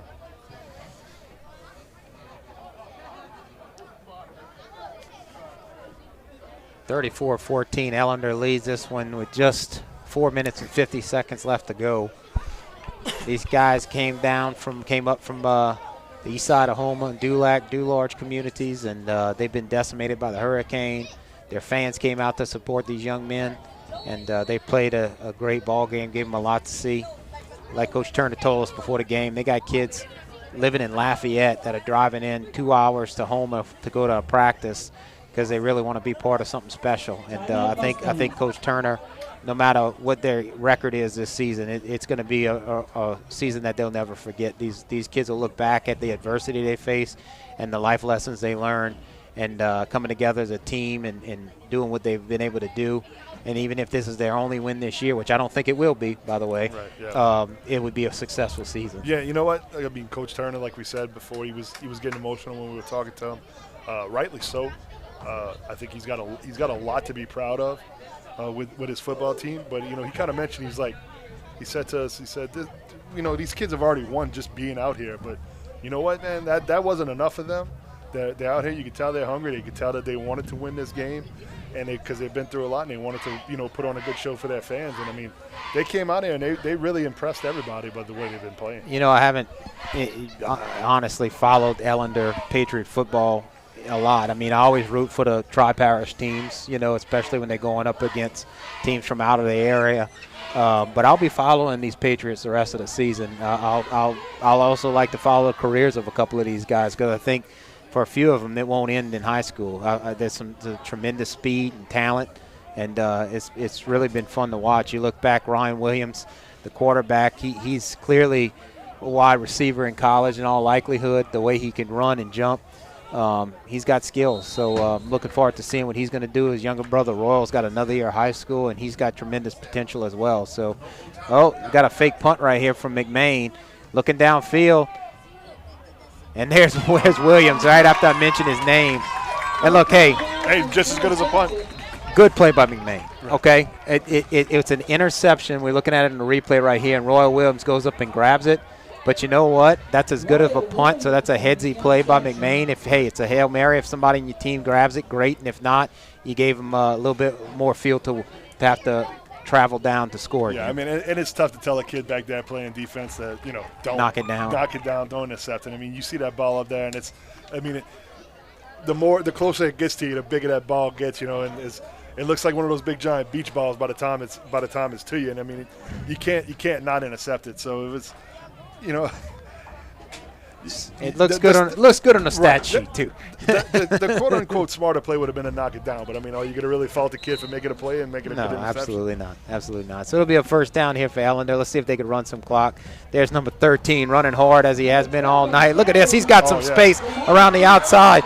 There he goes. Xavier Bryant into the end zone for the score. And I tell you what, they need to give him the ball a little bit more, because when he's touching it, he's electric. And he's only a sophomore, buddy. So, I mean, he's got a lot of football ahead of him here at Ellender. And that's, man, you're right. He's really been impressive when he gets the ball around the corner. And, I mean, he's just so hard to bring down. He's got some speed and some toughness. He's not a big guy, but every time he's touched it, he's lighting in a bottle. So it's been fun to watch for sure. That'll give another 6 points to Ellender, and that's 40-14. That's a lot of points on the board from this Patriot team. Yep. And, of course, they'll be going for 2 to the delight of the Ellender faithful who are still here tonight. Still a good crowd. Yeah, a little over 4 minutes left, and, you're up big. This is when it's easy to be a football fan if you're on the Ellender side. They're looking good. This could be a great game next week, Casey. I'm really looking forward to it. Any of you EDY fans who are listening in, I think it's going to be a hard-fought game. And, look, they got 40 points on the board. Right, so either defense for EDY has got to step up or the offense got to put something together. Because I tell you what, team effort. I mean, they definitely they're going to score. They're going to score. You need to keep up with them. But the important thing is offensively, you keep the ball. You're going to keep the ball on the ground. You're running a veer offense. So you got to control the ball, and you have to play good defense. Absolutely, and they're going to do that. And look, we. Again, the speed on EDY's defensive side of the ball is going to be something they've never had that kind of speed on defense before. So I think they'll be able to run with these guys, and it'll be real interesting to see how it all works out next week. It'll be a great night for football Friday here in Thibodaux. But while we're still in this game, 4 minutes and 10 seconds left, here's Ellender going for 2 once again, and looks like he might have gotten it. That's one of the reserve players. It was a keeper from number 16, the quarterback, the backup quarterback. No, they saying he didn't make it. I sure thought he did. But that was Cade Atkins, the 9th grade quarterback, freshman. And good run right there by Atkins. I thought he made it, and so did Coach Turner, but the officials say otherwise. So looks like a little kid out there, man. He's just a freshman. Just a freshman, yep. 40-14. That was tough running up the middle for him. I'll give it to him. Going for 2, so. We'll take a quick little breather right here, and when we'll come back, we'll finish this one up. 40-14, Ellender leads McMain. 40-14.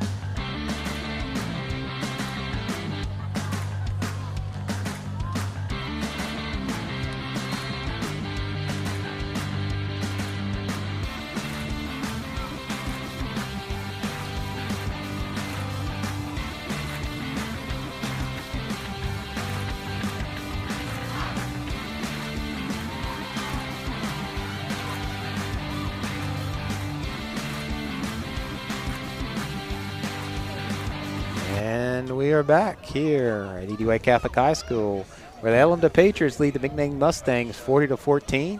Number 7 for Ellender in to kick it away once again, Lane Trosclair. Back deep from McMain, number 10. And looks like number 12 as well. Trosclair puts a boot on it. Short kick, wobbly, and field it. No, it's on the ground, and Ellender may have it. Let's see. No, McMain is able to pick it up. Number 13 fell on top of it. I don't think it was an intentional onside kick, but it also almost had the same effect. Yeah, I think he slipped a little bit. He didn't get a clean kick on it, and it just kind of popped up there. But McMain was lucky to hold on to that one. So it'll be a first down here for the McMain Mustangs, down 40-14 with 3 minutes and 59 seconds left in this long game. When you got two teams that pass as much as McMain and Ellender do and quite a few penalties, it makes for a long night. And it's going to be an early morning tomorrow, Casey, because I'm going to City Park with the Cardinal cross-country team. They will be running at a big meet there, and the bus leaves E.D. White at 5:30 a.m. So That's going to be rough. It's going to be an early morning for sure. Those kids give it their all for sure in the cross-country team. They got to wake up early on Saturday mornings and run those early races. And Coach Jordan Reed does a great job here at E.D. White with the cross-country team. State champs last year, boys and girls. So looking to repeat it this year, and not a sport that gets a whole lot of pub, but some of the hardest working kids you ever meet. Well, I'll be sleeping in tomorrow, and then I'll be making it back here for an 11 o'clock kickoff for the South Fouche game. There you go. I'm hoping to make it back by that time, but I'm thinking it'll be close to 11:30. But we'll get here. Got to go support my 8th grader. Got kids here now, Casey. Can you believe that? This is true. This is true. Avery and Camille, my 2 daughters, are 8th graders here at E.D. White. So flies by, man. You're aging like a fine wine, buddy. Well, it seems like 1998 wasn't that long ago when I graduated, and now my kids are here, man. So here we go. First down for McMain after a penalty. Looking downfield. He's got an arm on him, and nice play, number 1. Great grab. And there's another flag on the play. Hopefully this one's not coming back, because that was a beautiful throw and catch. I think it will be as a hold. Another hold. Man, that's unfortunate. Yeah.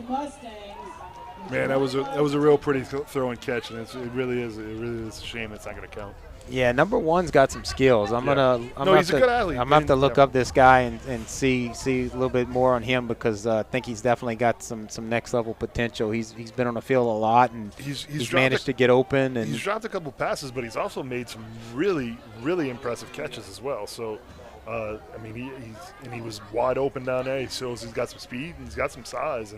And the quarterback from Maine, he's got an arm, man. Right, that was a perfect throw. Perfect throw. So let's see if these guys can get it back here. It'll be a first down and 20 now with 3 minutes and 20 seconds left here in the ball game. Ellender leading at 40-14 as these Patriots have played with great motivation and grit. Screen pass is completed to number 12, and he's stopped by a host of Patriots. Looked like number 25 there for Ellender, just held on tight. Zay Martin, the 9th grade defensive back, until his teammates got there and helped him out. But that's all you have to do. Good job by Martin, the 9th grader. Yeah, you got reserve kids in. They're getting that first playing time probably out here tonight, and they're making the best of it. Going to be a second down now, and say about 18 here for McMain. Yeah, about 2 minutes and 40 seconds left in this one. So we'll see if the Mustangs can put a few more points on the board. Drop back to pass, and he looks to run, and nice job right there by number 28. He thought he had shaken him a little bit, but Joaquin Nixon, another 9th grader, linebacker for Ellender, makes the play. Yeah, he was able to get 8 yards of that back. They're definitely going to be in 4-down territory here with the situation. So, just make it a little bit easier as you can. It's on the 3rd and 4th down. Clock continues to run. We're right about 2 minutes left in this one. Ellender has played tremendous football tonight, protected the football, moved it. Defense has been stingy, a couple of busted plays, and that's about it. But they've shown just tremendous grit and determination, and put on a show for their fans here tonight in Thibodaux. Bad snap on the play right there. 13's running for his life now, under a lot of pressure. Now that's 16. That's a new quarterback in there for McMain. Yeah, it looks like he had to come running late. I think maybe it might have been an equipment issue or an injury or something with the regular starter. And that's number 90 on the play for Ellender, and we don't have his name on the roster, unfortunately. I'd love to give him some a shout out, but don't have your name. And I apologize once again to McMain's folks. We don't have their roster. We hadn't called their names out tonight either, but we'll try to do better next time. And once again, Coach Jesse Turner would like to say thank you to E.D. White. He asked us to please mention that as much as you can. Their thanks to the the Edie White family for inviting them here, for taking care of them, feeding them, giving them their facilities. And Coach Turner was very grateful and wanted us to make sure we mention it on the air. So thanks again to Edie White Catholic High School and all the Edie White family for being so hospitable. And I'm sure they'll be hospitable again next week when they come as their opponents and they play Edie White. We're down to about 45 seconds left in the game, and you know, it's been fun, beautiful night, good way to spend a Friday night, Casey. And I've been impressed by a lot of things I've seen, especially given the circumstances, limited practices with both squads, and just a good crowd and a good night for football, good way to kick off the weekend. Yeah, the important thing for Ellender is they've been able to maintain control of the football this whole game, no turnovers. Just done a real good job of keeping that ball secure. I mean, you can't stress enough how important that is, especially in a game like tonight. So, yeah, again, I'm really super impressed by Ellender. They've really done a great job offensively, and then they've, you know, been swarming to the football, getting some good pressure on the quarterback defensively. Played really well, smart football. And, I mean, that's why they're up 40-14 right now. Yeah, and I know Coach Kyle is saying and his crew, they're going to watch the film on this one, and they'll be ready to play next week when they come back to town. And I'm expecting a competitive football game for sure. 40-14, Ellender leads this one, 45 seconds remaining. You're listening to Bauer Sports Network. Buddy Leday, Casey Rodrigue on the call. McMain takes the snap, looking downfield, still looking, throwing, and intercepted by Ellender. That's number 23 for the Patriots. Cody Smith. We've called his name a couple of times. Cody gets the interception, and I think that'll do it, Casey. Yeah, you had a new quarterback in for McMain. The backup had to come in. I think it was the first time he had thrown the ball, and he just made a bad decision with it. You know, young kid, obviously, that didn't, you know, just doesn't have a whole lot of experience. And now Ellender's going to be able to line up in the best formation in football. Victory formation for the Ellender Patriots. And, man, this is great. I mean, it really, really is to see these guys get a win. I mean, just, you know, like they talk about that when the Saints win on Sunday, everybody feels better on a Monday. I mean, with all what's going on the east side of Houma, down in the Dulac where these guys come from, to get a big win like this for their home crowd up the road here in Thibodaux. It's gonna mean a lot. The morale for the team, and look, the confidence. Look, I mean, they play with confidence, and this Ellender team's going to win some football games this year, definitely, regardless of the circumstance, because when there's that much talent on the field, there's going to be some victories. You know, they've already shown that they can handle adversity pretty well, you know, and they're out there celebrating right now. You know, you love to see it. And it's going to be, you know, they're going to have another 5 more games in the regular season, and they're definitely going to win some more. Yeah. So this has been great. You know, great win for the Ellender Patriots under adverse conditions. To see these kids dancing on the field like they're doing right now, and their parents high-fiving each other, the cheerleaders all getting into it. This was needed for this Ellender Patriot community, and I was just glad we were able to be a part of it, Casey. Yeah, so am I. It's been fun, buddy. You know, being back here in the booth. You know, we got to really call a good game. You know what? And it feels good to be a part of something like this, where, you know, so many bad things have happened in the last few weeks in our communities. And, you know, at the end of the day, this isn't going to rebuild any houses, but it's going to make people feel better for a little bit of time. And you know what? You can't really put a price tag on that. So once again, big thanks to Edie White Catholic High School for hosting, to Bauer Sports Network, Rob Bauer with At Your Service and Center for Pediatric Therapy for making this broadcast possible. And congratulations to Coach Jesse Turner and his Ellender Patriots as they take this one 40-14 on their first game of the season.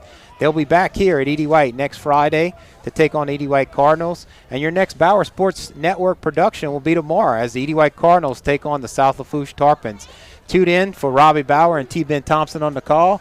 We hope to be back again sometime soon. Everybody have a great weekend, a great football. For Casey Rodrigue, this is Buddy Leday signing off.